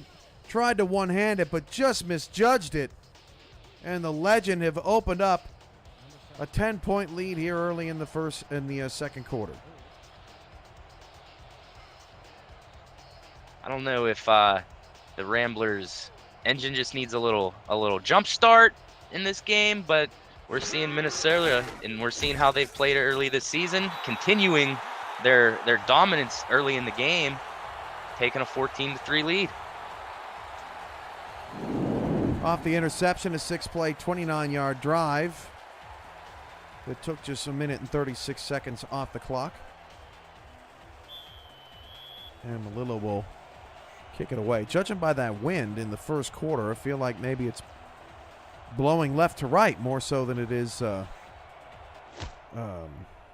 at the back or at the face of these kickers this evening. And Rockefeller has to get the ball. What are they doing? Rockefeller forgot the football, and Indianapolis is going to get the ball at the 12. I don't think I've ever seen that. Rockefeller was almost having a meeting with his teammates like, okay, here's what we're going to do. And the ball sailed right over his head. I'm wondering if there may have been an idea for a trick play there to kind of trick the Minnesota special teams kicking team, but again, just some miscommunication there, and not the best field position to start here for the Ramblers. A shocking result to that kickoff as Pierce dumps it off short for a 5-yard gain, and that pass is hauled in not by Ryan Roosevelt, but by Rob Hunt, and Roosevelt does not have a single catch or target here in this game so far. Yeah, as soon as you mentioned Ryan Roosevelt, I was about to say that who haven't we seen so far, Cam? We haven't seen the league leading receiver. It's at the top of the screen now. Split backs. Pierce fires outside. It is hauled in by Banfield, just shy of the first down. Bring up a critical 3rd and short. Indy does not want to be punting from inside their own 20. Again, if I was Indy here, I'm putting the ball into my running back's hand, Christian Pierce, letting the offensive line do what they do, fighting down in the trenches here to move the chains for Indy. Christian takes a handoff. We'll move the chains for a first down. Got to give it to Pierce. His longest run of the night is 4, but every single run has been for positive yardage, and the Ramblers get a first down. He's fighting for every last yard. Again, Minnesota defense, their rush defense is number 7th in the league, only allowing 77 a game. So that's going to be a big thing, is seeing if Indy can get Colin Pierce going. Hand off to Pierce. He's buried for a loss of 3 in the backfield. That's Buster Johnson with the tackle, and Tyler Falk has something for us on the sideline. What you got, Tyler? Hey, Cam, I've been watching Ryan Roosevelt's matchup with Cody Griffin all night long, and the key thing right now is Cody Griffin's giving Ryan Roosevelt an average of about 8 to 10 yards a play. This is actually the closest I've seen him. Watch, they're going to go with the run, but watch how close Cody Griffin gets to Ryan Roosevelt all night tonight. That might be the key. Thank you, Tyler. Another loss as Christian Pierce buried in the backfield by Johnny Bravo. This will be 3rd and 14, and this has been prime Ryan Roosevelt time, as Tyler was saying. Check out that matchup at the top of the screen with 24 and 17. He's given about 3 right now. Colin Pierce, 6 of 8 to start. Running slants, looking for Roosevelt, and Roosevelt gets dinged at the end of that play. Loveless with a deflection. Axel Raven with a $5 super chat. Call the ambulance repairman. The fridge is broken. And Indy's got a punt. That was just an ugly looking play all around. It was. Again, if you're the quarterback, I know you want to try. You're trying to make a play and make something happen to get this offense jump started. But set your feet. You got to get your feet planted, throw the football, put it on target. Just throwing it on the run and kind of lofting it into the coverage isn't what you're going to want to do to win this game. At the 48, Banks up to the 49-yard line, but excellent field position for Minnesota. So far tonight, the numbers offensively don't really look all that different, but Indy's got the 2 turnovers and have been sacked once. They also have, Minnesota has 2 tackles for loss, while Indianapolis has 0. Devil's in the details of this one, Paul. And I know that Minnesota, they play such an efficient version of offense. Like, everything they do, they just do it so methodically. So trying to stop this offense, and you just got to put points up to go up against an offense like Minnesota has. Rockefeller knew what that play was. He makes the tackle along with Prine. No gain on the play. Brings up 2nd and 10. And Colin Hart so far 13 yards on 5 carries. And I'm with you, Paul. Minnesota's been so methodical. It's going to be tough to beat them in a low-scoring game. Indianapolis right now really struggling offensively since that opening possession. They netted him a field goal. Reno outside to Hart. Hart spins off a 1. Hart gets free down the sideline. Hart is dragged down by the ankles by Adam Wiseman, his 6th solo tackle of the half. But Hart, just ridiculous. Colin Hart is just a fantastic player. One of the most interesting things that jumps out at me here, looking at his season stats, he's only 25th in the league with 41 rushes headed into this game, but he is 1st in yards per carry with 7.3. So whenever he gets the ball, he's very efficient with it. It's just a matter of how often is he going to get this ball in an offense that's spread around to all the other incredible talent that's surrounding him. Reno, part of that spread, 9 of 11 for 87 yards after that reception by Hart. Hart this time is shut down by Prine. Prine has been an excellent third head to this monster of this Indianapolis defense tonight. This defense, both teams just with great defenses, and I know the scoreboard doesn't show it necessarily, but the Ramblers are playing Minnesota pretty good on defense, and I know they've allowed 14 points. 1 came off of an interception, but so far the offense for Minnesota has only put up 7 points, and the Ramblers trying to keep that number as low as possible to give them a chance to come back. Minnesota's had excellent field position all night as well. Dump off to Hart, but they're going backwards as he's wrapped up by Chris Britton III. But when you think about it, Paul, they had the pick 6. Then their 2nd interception was in Indianapolis territory. And then after that punt, they started this drive from essentially midfield. So we played almost the entire last 10 minutes or so of this game on this side of the field. But it is 3rd down and 16 now for Reno. Gun 4 wide at a dime look for Indy. Reno back to pass, fires over the middle. That pass is incomplete. Textbook hitting out there from Prine again. And that'll put Melillo out there for another field goal. This was about the range he missed the first one. And I'll tell you what, it's been, like you said, it's been that 3-headed monster for this Indy defense. Again, Adam Wiseman, Blake Prine, I believe it was Chad McDevitt. Just they're all over the field so far.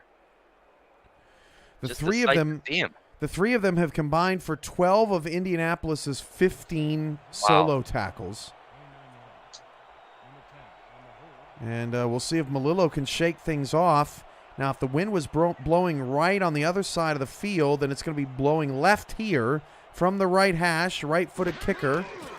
Melillo from 46 yards out boots that one through. And that you could tell he was just safeguarding a little bit. Not as much oomph on that kick, but he wanted to make sure that it didn't move all the way to the left there. And Mickey Melillo, one of the more accurate kickers, as you said, just kind of took a little bit off of it. Just wanted to make sure he could navigate the wind. And again, 9 mile an hour, that's some pretty strong wind. So it's good to see Melillo get back on track, hitting the 2nd field goal. But Indy does get the stop.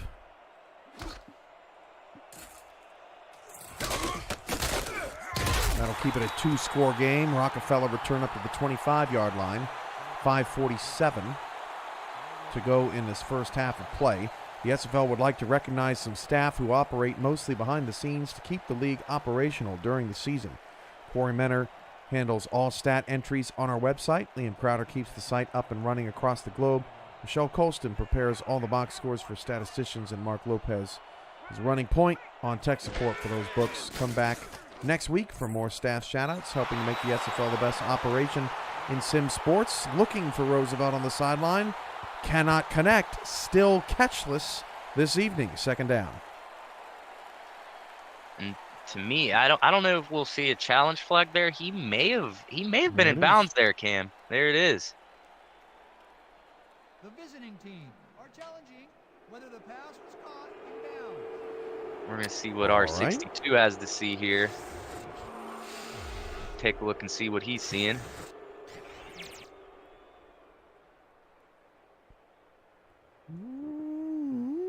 Did he have control? That's a close one. Definitely got the 1 foot in, but I thought I saw the ball moving. The pass has been ruled complete. Huh? They give him control. Indy wins the timeout, and Ryan Roosevelt's got a catch. There he is again. That's the guy Minnesota's been game planning for all week long. They've seen the film on Roosevelt. They've seen what he's done so far this season. He has just been torching every single defense that he's been playing against. Pickup of 7 for Roosevelt. Tight coverage here from Cody. He's got the most important assignment tonight for the Minnesota defense. Christian Pierce trying to extend things outside, and that's what Minnesota wants to do all night long. Their team speed on defense is going to bring down Christian Pierce just about every time, and that sets up third down. Just a great job by this defense to contain the running back. Don't let him break it outside. Again. And again. Nothing. Although a little bit. Nice job by Pierce. There. Mark Mello, though, with the stop, and I think it's too early to go for it on fourth down. Your own territory, you're going to have to punt. Again, you're just going to have to put your trust into the defense to try to hold this Minnesota Legend team from putting more points on the board. Again, it's a 2-possession game now, but again, a field goal, that's going to be down 3 possessions. That'll be a tough one to come back from. At least Minnesota will start from their own territory. This possession, they'll start from their own 35-yard line after the fair catch from Banks.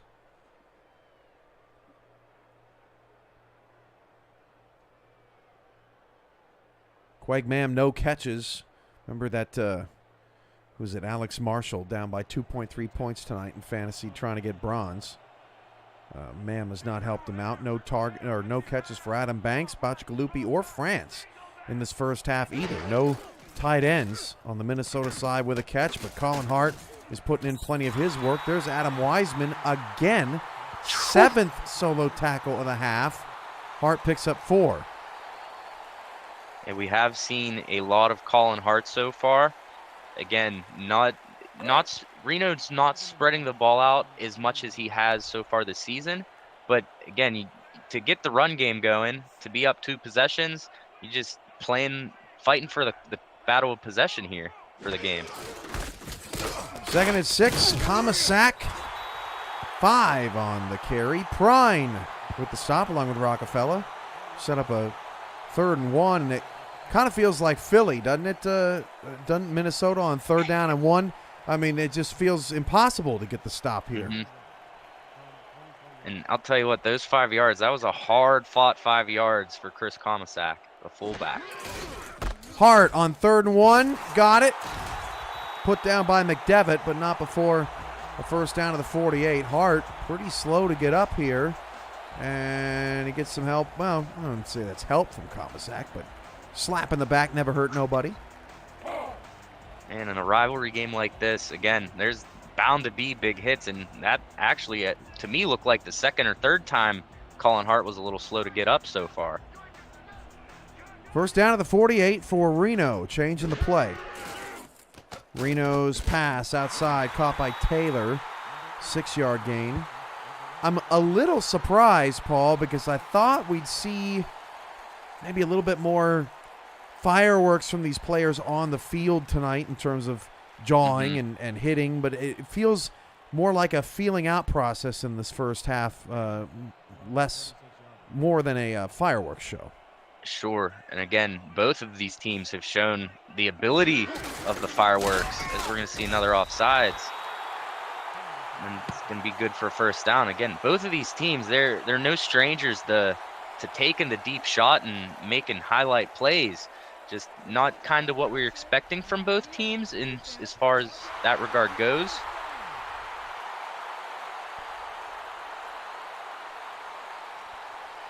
First down after Mac Dre jumped offside.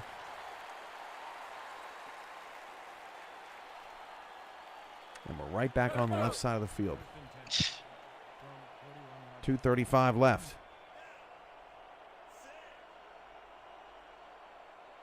Five wide.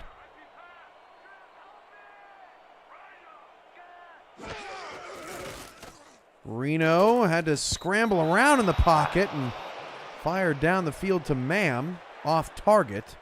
Bring up second down and 10. Good early pressure by that defensive front of Indy. And first time we've heard or seen Queg Mam get a target.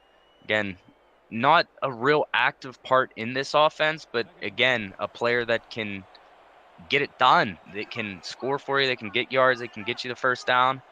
Just couldn't connect with Reno there on that pass. Reno's pass is intercepted. Got it. Oh, that was a brilliant play from Kanye Rockefeller. Tipped it to himself, and that makes up for the wild lack of kick return earlier.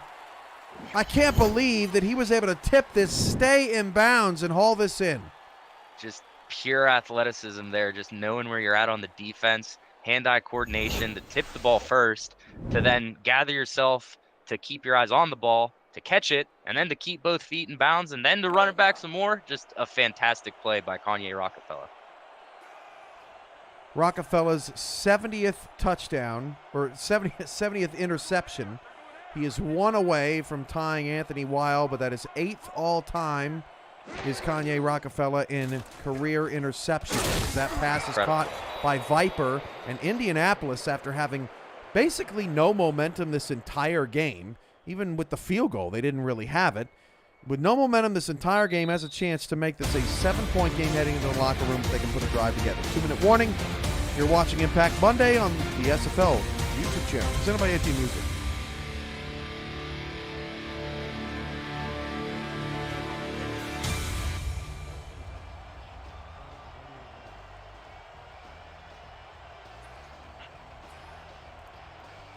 Pierce, not a half that he would like to remember. They'll hand it off to Christian Pierce, and he's struggling to get to the outside. Pierce, 8 carries for 4 yards before that run, and that didn't get anything either. Yeah, and Christian Pierce, he's been. I don't want to say he's been struggling all season. He's getting the ball a lot, but only averaging 2.3 yards per carry in this game, only 0.4 yards per carry. You got to get that number up and get some more yards. They hand it off to him again. He picks up 3. You know, for his career, he spent time in San Diego last season, but they didn't really get him the ball much. But his career, he's averaging 2.4 yards a carry. Wasn't much better in San Diego either. They're still waiting for him to be a breakout star for this squad. 3rd down and 7 now for Colin Pierce. Hustles briskly to the line, and the pass is into double coverage and swatted away and incomplete. He wasn't open. What is Colin Pierce seeing tonight? Tigga Clay and this Legend defense has him all kinds of confused. I feel like the Ramblers, they want to take that deep shot, and I think if Colin Pierce held onto that ball for another second or two, I want to say I saw Ryan Roosevelt beating the defense deep. And that could have been a touchdown for the Ramblers and could have put them to a 1-possession game. Punt is away from Matty Wiseman, and not the best kick. 58 seconds to go. Fair catch called for at the 18. Back to the team stats. Indy 82 yards of offense in the first, averaging 3 yards per play. That's not going to get it done.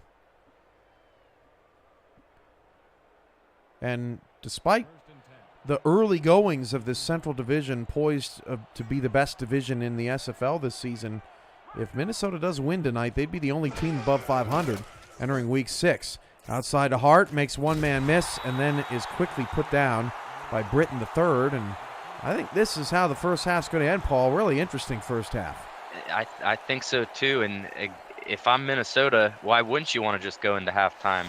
You don't want to risk taking a deep shot, possibly throwing an interception, giving the Ramblers decent field possession to score before halftime. So I like the call to just run out the clock. Only one timeout left, not a whole lot you can do. Comisac gets 3, and things will continue to tick away. Curse on the stop.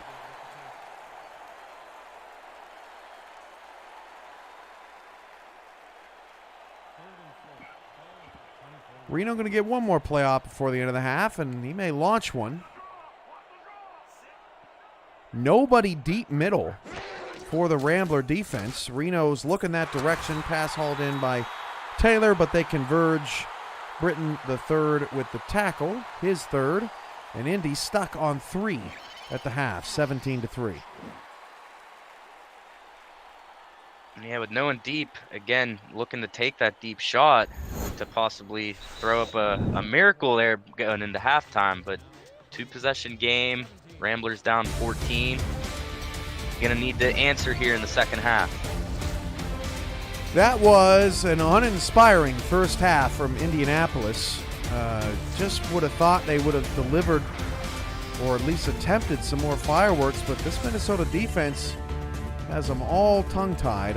Just 89 yards of offense in the first half. Those 2 critical turnovers, Paul, essentially netted Minnesota the 14-point difference in this game with the pick 6 and the field position that was just given to them. That Banfield catch was really the last time Indy had any kind of momentum in this game. That was very early.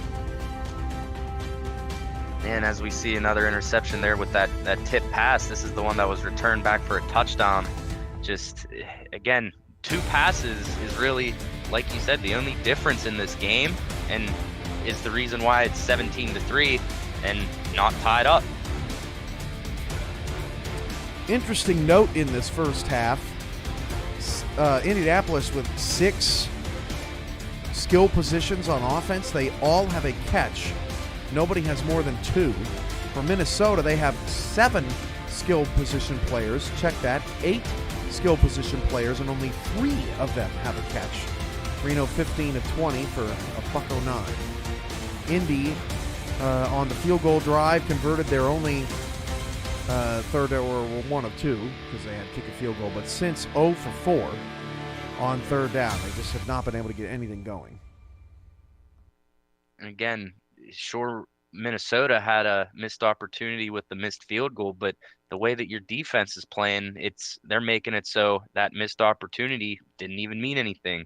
Just with Malilo missing that field goal due to the wind, again, just looking to stay on track here, just keep winning the battle for field position, keep winning the time of possession battle, and if Minnesota can do that, I think they may be able to hold on to this lead. But on the flip side, you got Indianapolis. It's a hungry rivalry, Cam, and I don't think Indianapolis is just going to lay down and give the game to Minnesota either.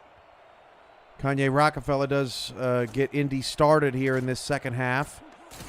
Rockefeller on the return gets out of the 26-yard line. You know the drill. If it's Impact Monday, bet the under.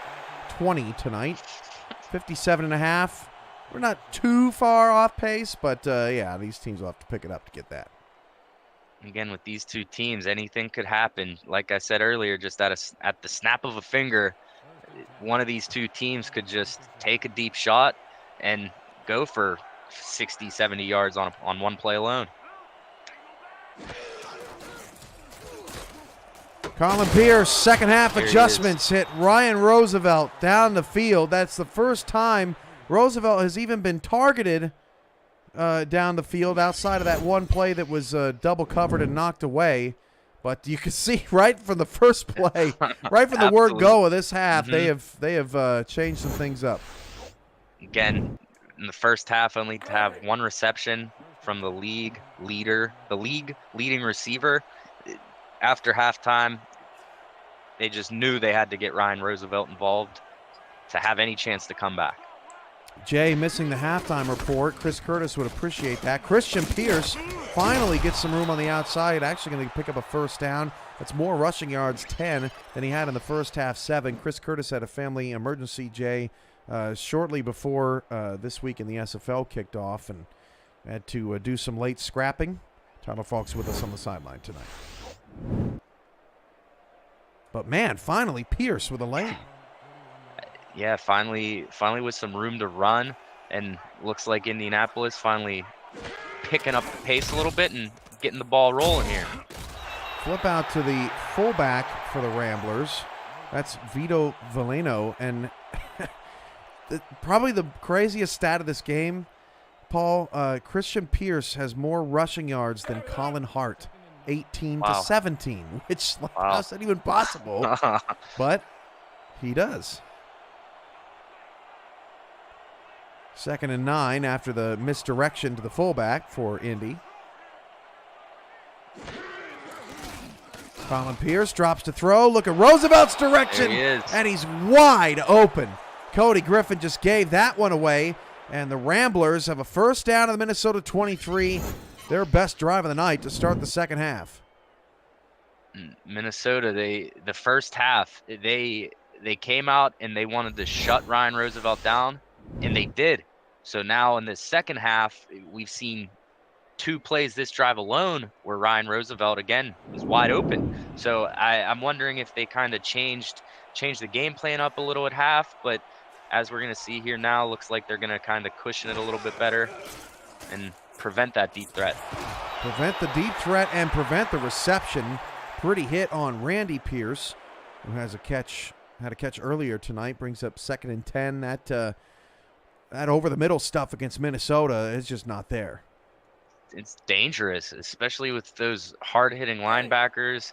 Again, if I'm a Minnesota linebacker and I see a white jersey, I want to hit him or hit him or her, and vice versa. If I'm wearing a white jersey and see a green jersey, there's just not a whole lot of love between these two franchises.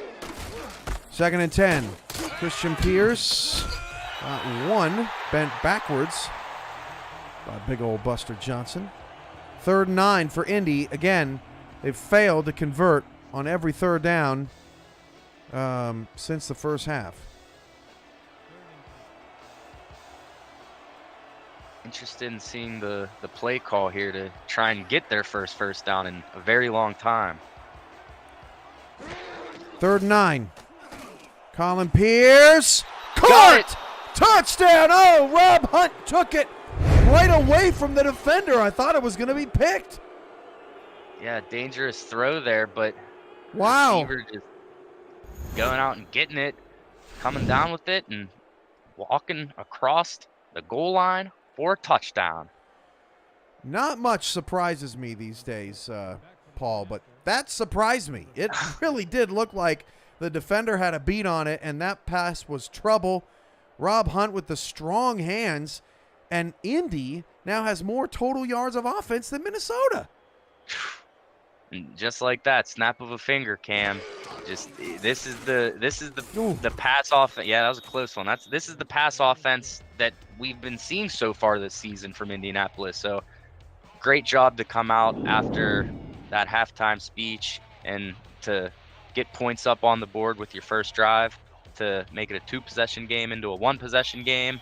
So now Indianapolis is putting their defense back on the field, and if you're Indianapolis, you got to get a turnover and get the ball back. If Indy knows how to do anything, it's go on a drive. 7 plays, 74-yard drive, took 2 minutes and 20 seconds off the clock. Extremely efficient. Adam Banks responds with a nice return out to the 35.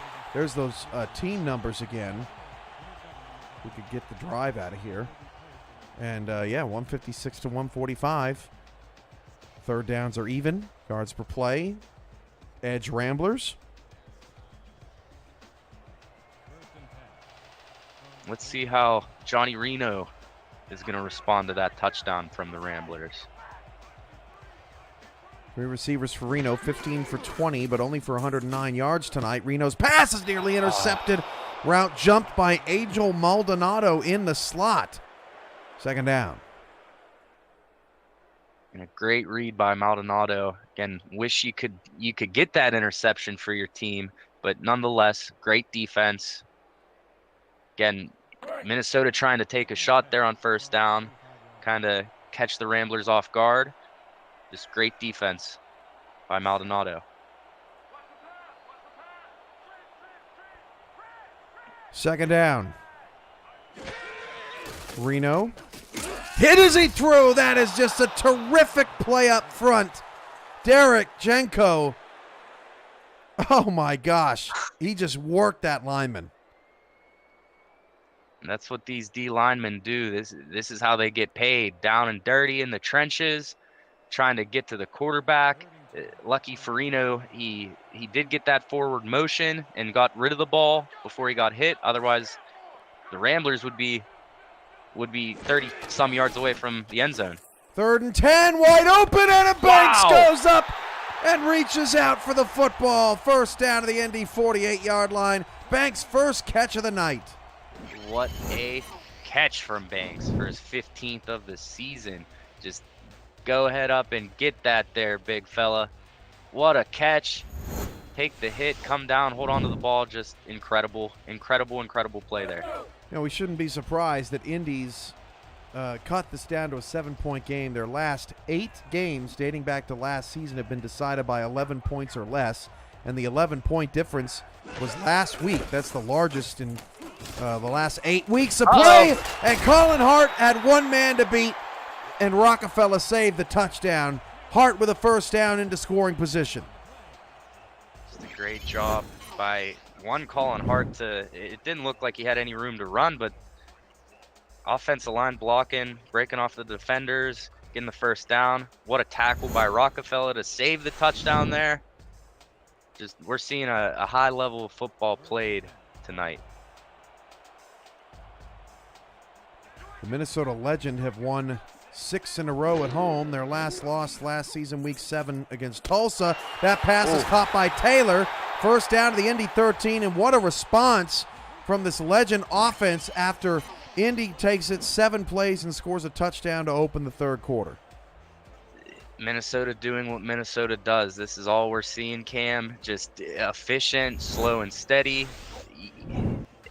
Being up right now, you don't necessarily have to take the big shot, but you just got to do what you do and just slow and steady, drive down the field, put points up on the board. That's all Minnesota seems to know how to do. 1st and 10 of the 13. Reno dumps it off over the middle. That's Komisak. 3-yard gain.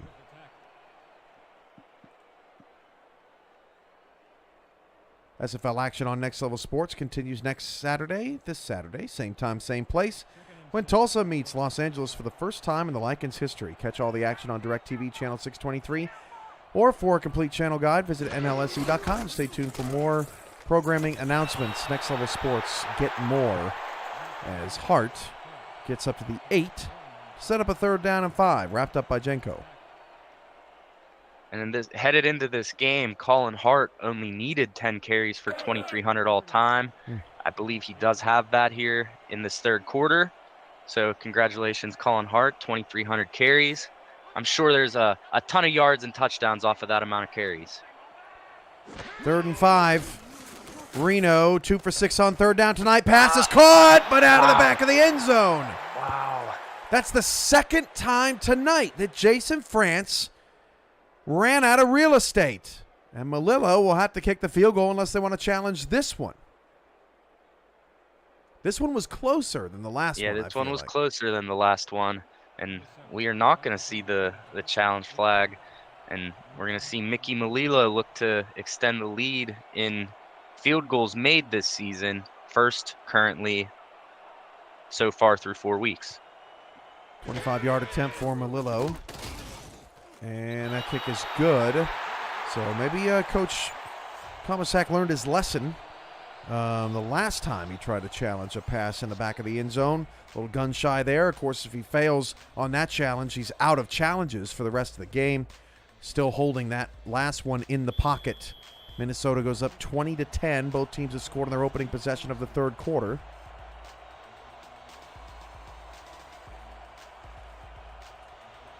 We'll see how Indy responds now. Did they show all the cards they had on that opening drive, or will they be able to continue to put together consistent offense? That is the new question of this ball game. Sure, and I want to touch back to that decision to not challenge it. Again, that's a tough decision. After that first one, you don't want to necessarily use your second one, but I think if they didn't challenge the first one, I think we most definitely would have seen a challenge flag on that last touchdown or that last play. Everybody running middle of the field, and the pass is intercepted. Cody Griffin with the dive. That's how it goes. First down, Minnesota. Cody Griffin in the right place at the right time. Again, looked like Roosevelt was trying to dive for it, just couldn't get there, and ball falls right in to the hands of the Minnesota defense. Colin Pierce now 12 of 19 with 3 interceptions, that one touchdown, but here we go. Third time in the game that Minnesota will either score off an interception or start off in Indy territory. 5-yard pickup for Komisak brings him 2nd and 5. Go ahead, Tyler. Oh, Cam, you called it. You took the words right out of my mouth. This is the third time that Minnesota is going to get a ball off of turnovers or scored immediately off of turnovers. We'll see if they go 3 for 3 tonight on points off of turnovers. Thanks, Falk. Great minds think alike. Colin Hart was the intended receiver, and somehow that is an intentional grounding, and it'll bring up 3rd down and 5. But a great job by the Rambler defense all over the Hart swing, and that sets up 3rd down. And a great job by Johnny Reno knowing the pressure is coming and to stay in the pocket there and just at that last second to get rid of it and not take the sack. Just great job by Johnny Reno. Minnesota just 3 for 8 on 3rd down tonight. They're outside of Malillo's range at the moment. 3rd and 5. Reno wide open, and Jay Taylor is dragged down to the 27 by McDevitt, his 5th catch for 64 yards. But how on 3rd and 5 can you give that up? Middle of the field is just, we've seen that a few times in this game so far where these Minnesota legend receivers are just, they're running with no one guarding them across the middle of the field. 1st and 10 of the 27. Hart is buried. Man, they got back there quick. Chad McDevitt, and this is our first look at the Indy Ramblers in person this season, Paul. I'm really impressed by this linebacking core. They have 16 of the team's 28 total tackles. Yeah, a lot of experience on this with these linebackers. Adam Wiseman, 7 years in the league, showing his veteran leadership here in this game alone. Sure, you're down 10, but this linebacking core has been pretty phenomenal in this game. Hart gets it all back and then some. You mentioned his yards per carry earlier tonight, Paul, which is excellent, but Minnesota's done it, or Indy rather, has done a nice job. 36 yards on 10 carries.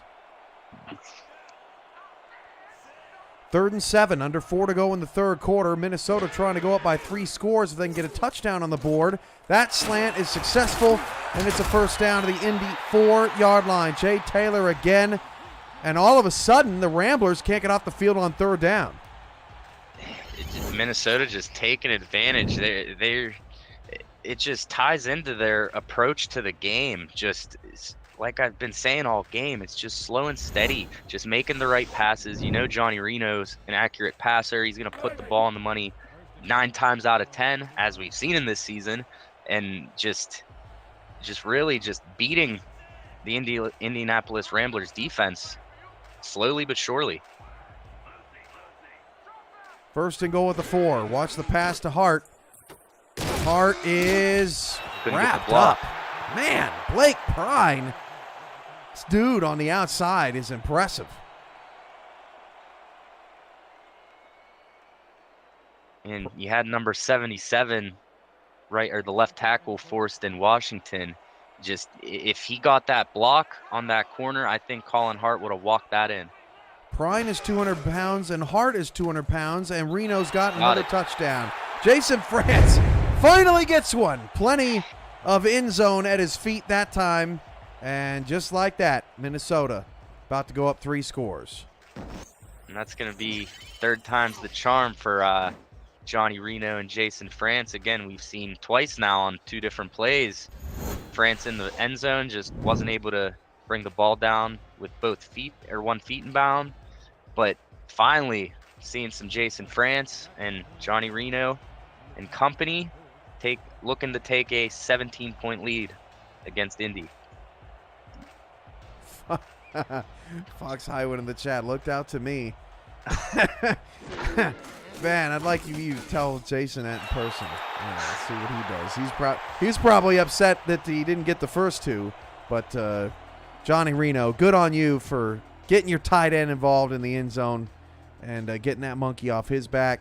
France's first catch of the night goes for the score. And Johnny Reno is a big believer in the hashtag throw it to the tight end, as we've seen through 4 weeks. Again, Jason France leading receiver for Minnesota, just adding to the total with that touchdown there. Rockefeller on the return. This has kind of been a weird third quarter, Paul, because Indy took the opening possession of the third quarter and scored. And we're thinking, okay, we got a game. And now it's more lopsided than it was at the half. It looked like Indianapolis was starting to get some momentum after that drive, but just the turnovers have been absolutely killing the Ramblers.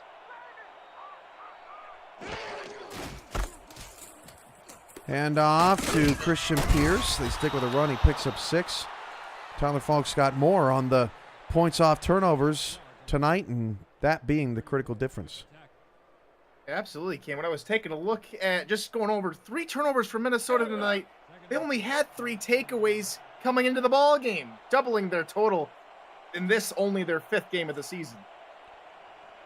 Thanks, Tyler. And and not only are they getting the turnovers, but they're scoring touchdowns off of them as Viper turns around and picks up a first down. If you're Indy right now, you just need points and need to calm this game down. Absolutely, just nothing's really been going in your favor. Losing the turnover battle just to drop passes and tipped passes. I don't want to say the Ramblers are playing bad. It's just a few small, tiny mistakes that has helped determine this game so far. First down at the 36. Pierce fires it out to a wide open Roosevelt. Picks up 11 on the play to the 47-yard line. Both teams have a bye next week, so they get to either enjoy the victory for a couple of weeks over their rival or wallow in defeat. Indy goes to Portland in week 7. That's a spicy matchup. Minnesota heads to Florida, and that could get interesting if Florida continues their new hot streak. First down and 10. Colin Pierce shuffles around in the pocket, finds a check down to Roosevelt to pick up 4. I know last week on our broadcast, Cam, that we were discussing if Minnesota was the true second best team in the league, and after their performance last week, not everyone was fully convinced. But again, is that question back up for conversation here after so far in this game? Again, Minnesota's looking pretty strong so far. Pierce fires it outside to Banfield. You got a point. I do think that over the last couple of weeks, Arizona has cemented themselves with that. But I think number 3 is certainly up for debate. We still don't know exactly how good Atlanta can be. But we know this Minnesota team from last season's playoff run knows how to get there. And they haven't been super efficient tonight, but they've been pretty efficient. It's been an A- there for Minnesota, and that's been more than enough tonight against an Indy team that feels a little flat tonight as Colin Pierce fires down the field, caught by Banfield to the Minnesota 24. And first time we've heard Banfield's name called here in a while, I would say since that first drive where it looked like Indianapolis, they came ready to play. Just they just can't seem to fully lock in and all get on the same page. Oh, night, Christian Pierce. Max Knight takes it away. I'll give Tyler credit for that line, but yeah, no gain on the play. He was shut down and put to bed. Indianapolis looks like they're playing a more calmer game. They're playing smarter, at least as far as the Pierce trio goes. It looks like we're not seeing as many forced passes, and Indianapolis is putting together another good drive. Randy caught that. That gives us 3rd and 1 at the end of the quarter. Indy desperately trying to hang around. We're back in a moment. You're watching Impact Monday on SFL YouTube, presented by APM Music. Presentation of the Simulation Football League is intended for the private use of our audience. Any rebroadcast, retransmission, or account of the game without the express written consent of the league office is prohibited. Thank you, Curtis. SMU tonight, part of our regular Monday night crew. 3rd down and 1. Key 3rd down for the Ramblers. Hand off. Short. Not enough. And Buster Johnson gets his 3rd solo tackle. He and Max Knight, these 2 defensive tackles, have been game wreckers on the interior front. Yeah, go ahead there, big boy. Holding the team, or holding the running back there. We're going to see the field goal unit try to make it a 14-point lead. Just Indianapolis, you need 7 there in this 4th quarter. 32-yard field goal. And that kick is good. Was bending right, it seemed. Top Kiefer with the kick, so it's a 14-point game. Now it's up to their defense to step up. If they can get a stop, turn around a touchdown, we've got just a 7-point game. This game's certainly not a blowout by any means. You just seems like every time Indianapolis gets an ounce of momentum, they seem to throw it away quickly. Yeah, that's what we've been seeing. And as far as Top Kiefer, that's going to be his 7th field goal on the season. After a week 2 signing, starting to kind of get those progressions in and starting to build up to be a solid kicker for the Ramblers. Banks on the return, up to the 30. He's been great tonight in the return game.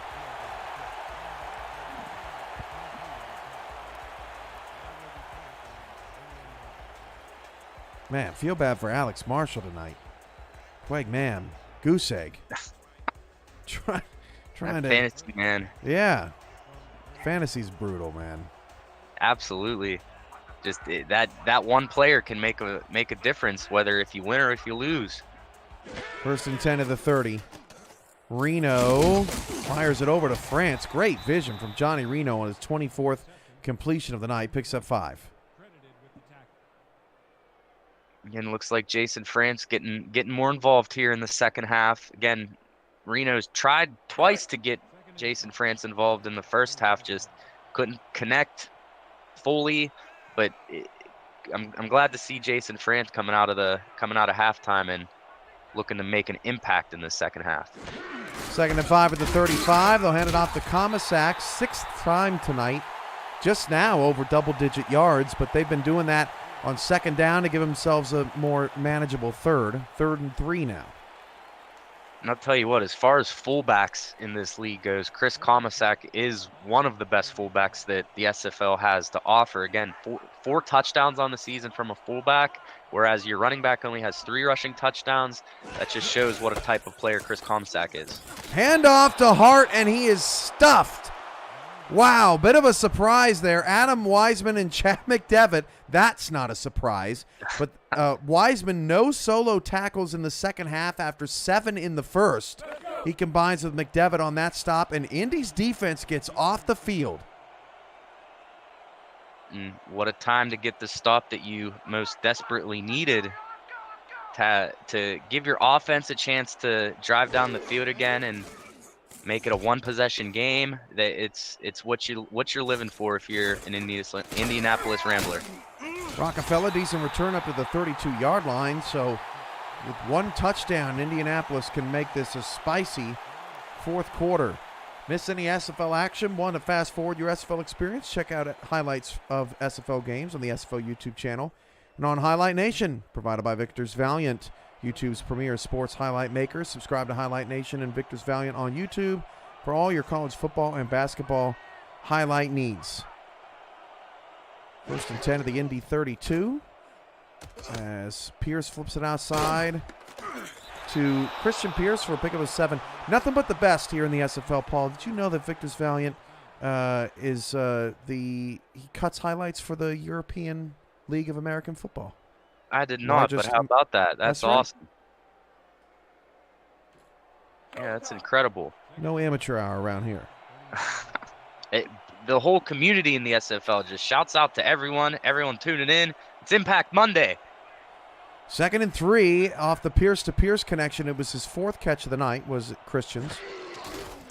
Handoff, and Christian Pierce lost a yard. Is that another defensive tackle? Yeah, Max Knight again. Wow. I have not seen a game where defensive tackles have made more of a difference in a long time. That's now 8 solo tackles for the defensive front. And Christian Pierce just can't get anything going in the running department, and that just shows that this Minnesota front is just, they came to play. And Max Knight was in Colin Pierce's face there, forced the check down to Banfield, which holds Indianapolis 1 yard away, and Matty Wiseman's going to have to punt again. See, I know you're still in your own territory here, but only 7 minutes left. I don't know if they should go for it here, but I don't know what the right call is, and obviously they're putting trust in their defense to possibly get a turnover. I mean, I don't think that's such a bad decision. There's 7-11 to go in this game. It's just unfortunate that, I mean, Max Knight and Buster Johnson have just totally taken over. Max Knight actually leads the legend in tackles right now. Wow. Max Knight. He came out here with something to prove tonight, showing why he is one of the best defensive tackles in the league, and he wants to prove to the whole SFL community why him and his team are top tier. Yeah, Reno tried to squeeze that one past Bryant James, and James having none of that. That's just the 3rd pass deflection for the Ramblers tonight. Sets up 2nd and 10 and stops the clock.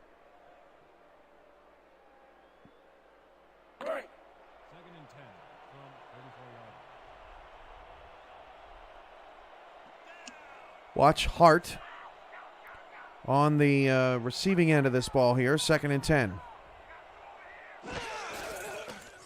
And they have it covered. Hart got a late block and made something out of nothing. Really nice job by Indy's defense.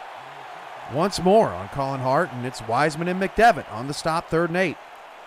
Yeah, Wiseman and McDevitt, again, we just keep hearing their names called. They're like the Flash, just one side of the field. And then in the blink of an eye, they're bringing down the ball carrier. They came out to play today, just playing great so far. 1-on-1 down the field. It's knocked away and incomplete. I did not think that Jay Taylor was open there. Blake Prine, excellent coverage as he dropped back. And look, Indy's defense gets another stop. The Ramblers are building momentum here. They just need, I mean, you need Roosevelt, right? This is the moment where he shines. Mm-hmm.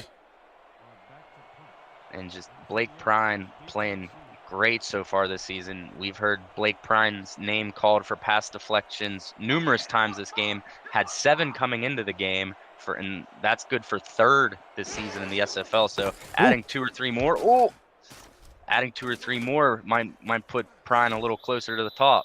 That snap almost went over his head. That was a close one. That was dangerous. And boy, Colin Pierce, now's the time. I think, I appreciate them trying to establish a run game, 16 carries for 23 yards tonight, but I think for better or worse, you got to put it in Pierce's hands. He's thrown ill-advised passes over the middle tonight. Otherwise, he's been pretty great. 20 of 26, 206 yards. Got to work the sidelines. That's what's been open. Pierce against a blitz. Fires it outside. Really beautiful route from Jay Viper. who runs a spot at the bottom of the screen and picks up a first down.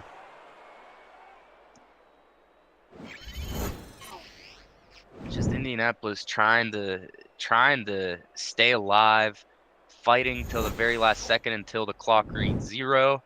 And that's just one of the things I really like about this Ramblers team is there is no quit in this team. Again, down 14 with 6 minutes on the clock, we've seen strange things happen. And knowing the team that Indianapolis is, I wouldn't put it too far out of reach to try and make it a game. Pierce, that was the wrong decision. Roosevelt was wide open. The distribution tonight for receptions, Roosevelt 5, Banfield 5, Christian Pierce 4, Jay Viper 3, Randy Pierce and Rob Hunt with 2. Really nice. Yeah, doing a good job spreading the ball out. Obviously, going with this game plan, you would think that Minnesota would have noticed that Ryan Roosevelt's been torching defenses and maybe have game planned around that. So I like the idea of getting the rest of the team involved from Indianapolis. Loveless stops Christian Pierce, who's slow to get up. That stretch has not worked much of the night, worked once. If you take that carry away, Christian Pierce has 16 carries and 12 yards on the ground tonight. Roosevelt's at the top of the screen. 3rd down and 10, 4 wide receivers for Colin Pierce. Indy desperately needs to convert. Deep drop back, Max Knight applying pressure. Pass is caught by Banfield. Wow. Colin Pierce just barely had enough time to find Banfield for a first down.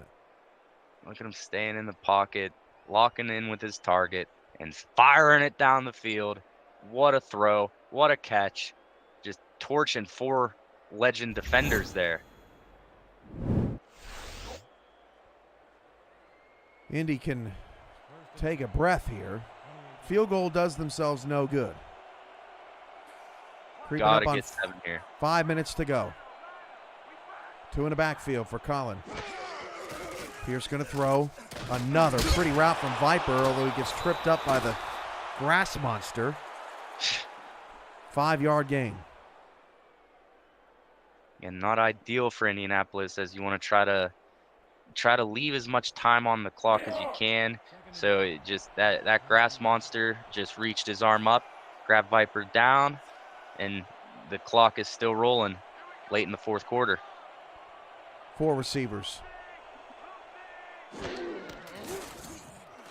Pierce, incomplete. Looking for Randy Pierce over the middle.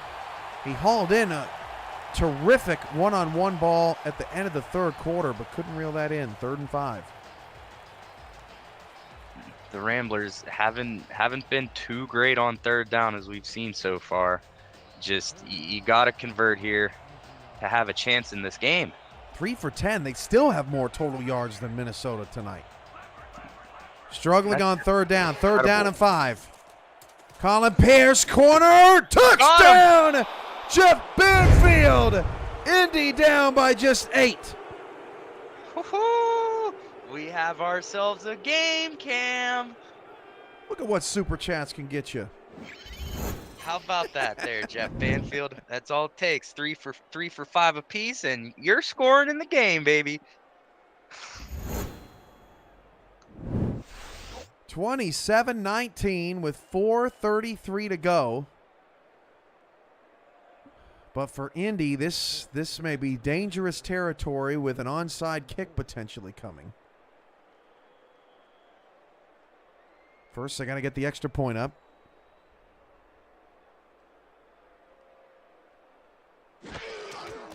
Slow to snap, and it's blocked. Oh. Disaster strikes for Top Kiefer. Kickers having all sorts of problems on this end of the field tonight. And here comes the onside, down 8. Boy, if they, if they recover this.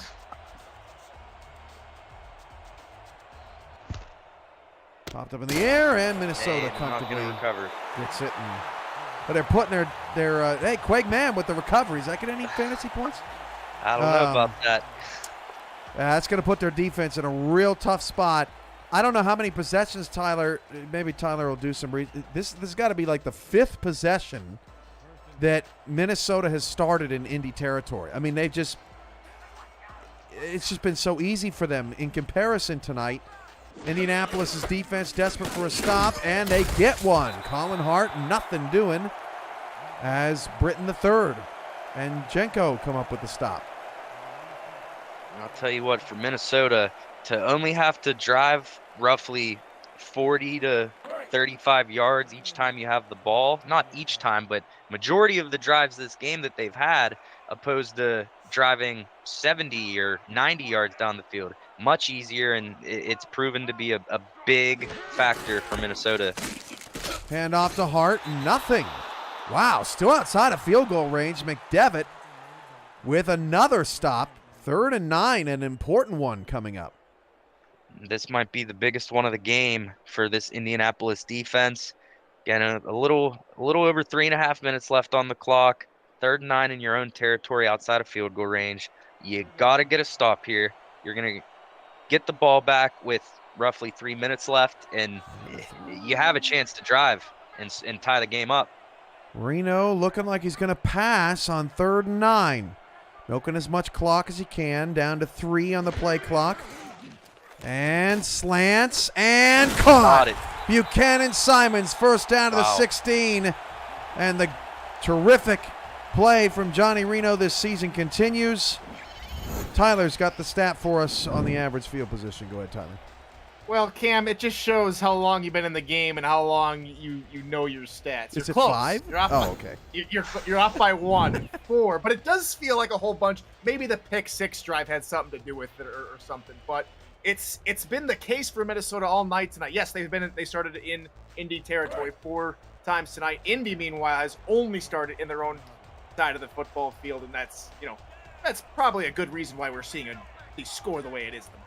Yeah, thank you, Tyler, even though that Indy has had more total yards of offense, at least for most of this second half, it's been Minnesota in the driver's seat. Chris Komisak, best run of the night, gets 6. And now we're in a Chiefs-Eagles situation here, Paul, because if they get the first down, this could be serious trouble for the Ramblers, down 8. They may not get the ball back. If we see a first down here, this game might be over. But Indianapolis, you still got the 2-minute warning. You still got 3 timeouts. I don't want to rule them out of coming back. But the way it's looking, if they get this first down, it's going to be tough for them to get this win. Heavy box. They won't snap it. 2 minutes to go. Ramblers down 8. They've been down ever since the first possession. Legend in control. You're watching Impact Monday. SFL YouTube presented by APM Music.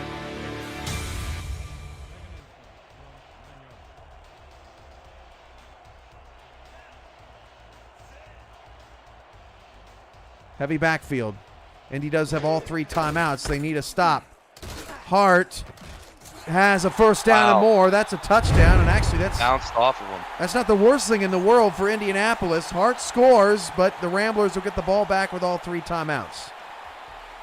Sure, and if you're Indianapolis, you have to score here first. We've seen them score time after time again this season on deep plays. Ryan Roosevelt, so I wouldn't be shocked to see Pierce maybe try to take finally a few shots to Ryan Roosevelt deep, but time is dwindling, Cam, and yard down a couple points here, so got to score fast and hope to get this onside back and do it right again.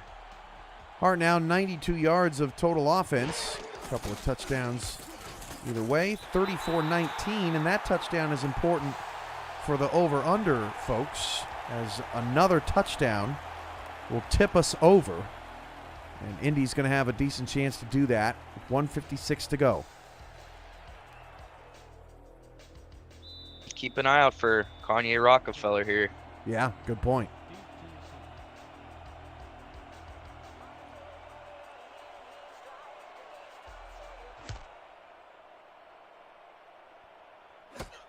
Kanye Rockefeller, all-time, with 5 kick return for touchdowns. That's 11th most. But can't get one there. So Indy will start with the 25, or from their 25-yard line, and we'll see how their no huddle looks. Yeah, 75 yards. As I mentioned on that last drive, 75 yards looks a lot more intimidating than only 40 yards that Minnesota had to drive to score.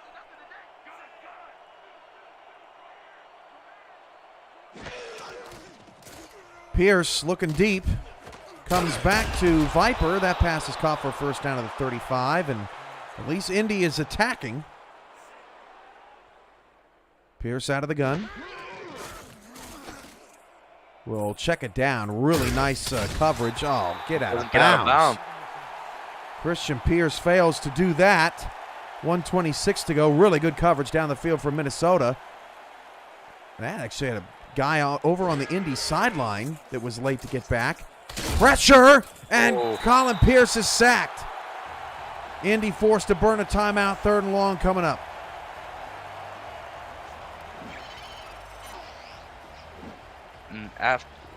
Depending on the result of this next play, that may be all she wrote. And we're going to see if Indianapolis has anything left in the tank. You got the gas light on, running low on fumes. With only a minute left in the 4th quarter. Gonna need a miracle to happen here with 1:16 left. Mark Mello made the sack. 4 wide for Colin Pierce.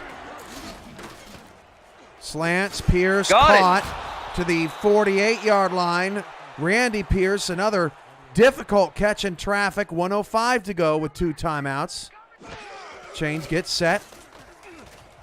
Colin Pierce caught by Banfield to the 32.5. 55 seconds left. Colin Pierce has to be careful with the throws over the middle, hauled in by Pierce. This isn't going to stop the clock, though, and it's only dink and dunk. They got nothing else in this formation. 38 seconds left and counting. Nothing over 10 yards. That pass hauled in by Roosevelt. Boy, he really has mixed it up, though, on the drive. Down to 28 seconds, though. The time is the biggest enemy here. Colin Pierce fires down the middle, down to the 3, and they will burn another timeout. Well, not the worst 2-minute drive in the world for the Ramblers. They got a shot. And just driving down the field, attacking the middle of the field. Sure, you might want to stop the clock there, but again, if it's not broke, why fix it? Again, just middle of the field wide open there, play after play. Indianapolis taking advantage there and trying to lower this point differential. He hit every skill position on this 2-minute drive. Pierce back of the end zone, knocked up in the air and almost intercepted. That would have ended it for sure. 2nd to go with a 3 coming up. Juan Mississippi with the knockdown. He's been a little quiet tonight, but that was a huge play. Yeah, and that was almost the 4th tipped pass. I think there was that was almost the 3rd tipped interception for this Minnesota defense. Because Cody Griffin had the one, just lofted right in. Yeah, these tip passes have been massive for Minnesota's defense. 2nd to go with a 3. All 11 Minnesota players on the goal line. They're going to run it, and Max Knight stops them. That was a surprising decision. I mean, you did have the 1 timeout, but it just hasn't worked all night, and Max Knight continues to dominate. Yeah, as soon as the quarterback snapped that ball, I saw number 97, big body, get back there, and as you mentioned, as Tyler said, Max Knight saying night to this Ramblers offense. 3rd and goal. Huge play there. Indy needs this. Indy's got it. Touchdown to Viper. Got it. Not over yet. Uh-oh. And that's your over, folks.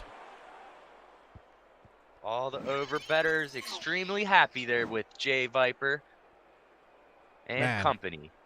He really cooked Minnesota in the 4th quarter on the spot routes. Jay Viper, 6 catches, 49 yards, and a touchdown. 3 different Rambler receivers now with a touchdown in this game. And 3 different Minnesota players with a touchdown on the other side of things.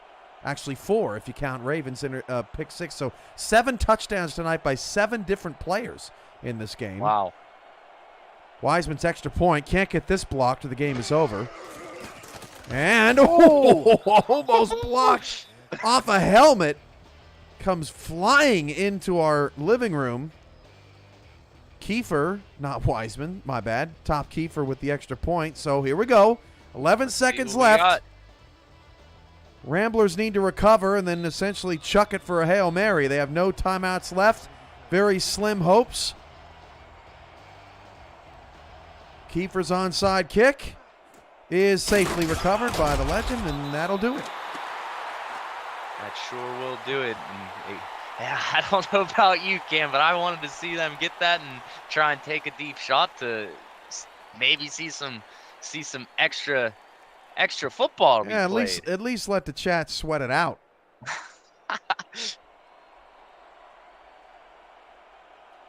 But instead, Minnesota will be the only team in the Central Division over 500 in the first 5 weeks of the season. They will take control of the division with a 4-1 record. They have division wins against Sioux Falls and Indianapolis so far this season.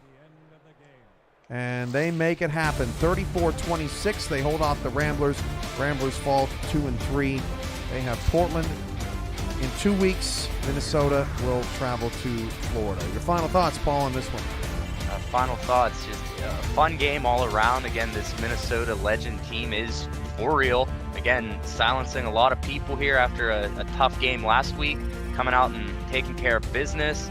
And if I know one thing about Johnny Reno is that is a bad man, and he's playing terrific so far this season. And I can't wait to see what both of these teams do in the rest of the season. But man, Minnesota coming in and handling business, Cam. Tyler Falk, your final thoughts on this one? Well, Cam, it definitely got very interesting toward the end. It's been a fantastic rivalry game once more, but the land of 10,000 Lays can celebrate with, well, they might be in some of the fish houses out in the lake, even though it's a little bit warmer out, but I'm sure they're enjoying this one out there in the great state of Minnesota. Indianapolis, though, solid team. They do fall below 500. Their streak of 11 or less points differential the last now 9 games continues. Solid work from them overall, and just what was a very mediocre season in their inaugural season, but tonight lived up to the billing once again between these two teams. An excellent game. Looking forward to the rest of the season for both of these two clubs. The third straight game in the series that was decided by 8 points or less.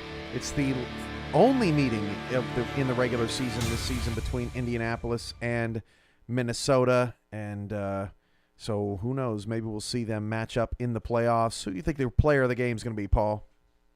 Player of the game, see, it's tough because there's a lot of defenders stepped up. If I would say Max Knight myself, but it's going to be, for me, it's between Max Knight and maybe Johnny Reno, I would say. Yeah, I'd love to see Max Knight get it because he was a game wrecker. I think you'd give it to Reno because he was the only one that scored more than once on this team. We'll see what they do. $2 super chat from Axel Raven. Indy, I have a number for a good tow truck. Ouch. Yeah, Johnny Reno, your player of the game. 26 for 37, 223 yards, 2 touchdowns, 92.5 QBR. For Rochelle Colston and Jack Brown, who did an excellent job in the stat truck. For Tyler Falk, Paul Sarp, I'm Cameron Irvine. Good morning. I'm just kidding, Tyler. We'll see you guys next week for more SFL action. Have a great night, everybody.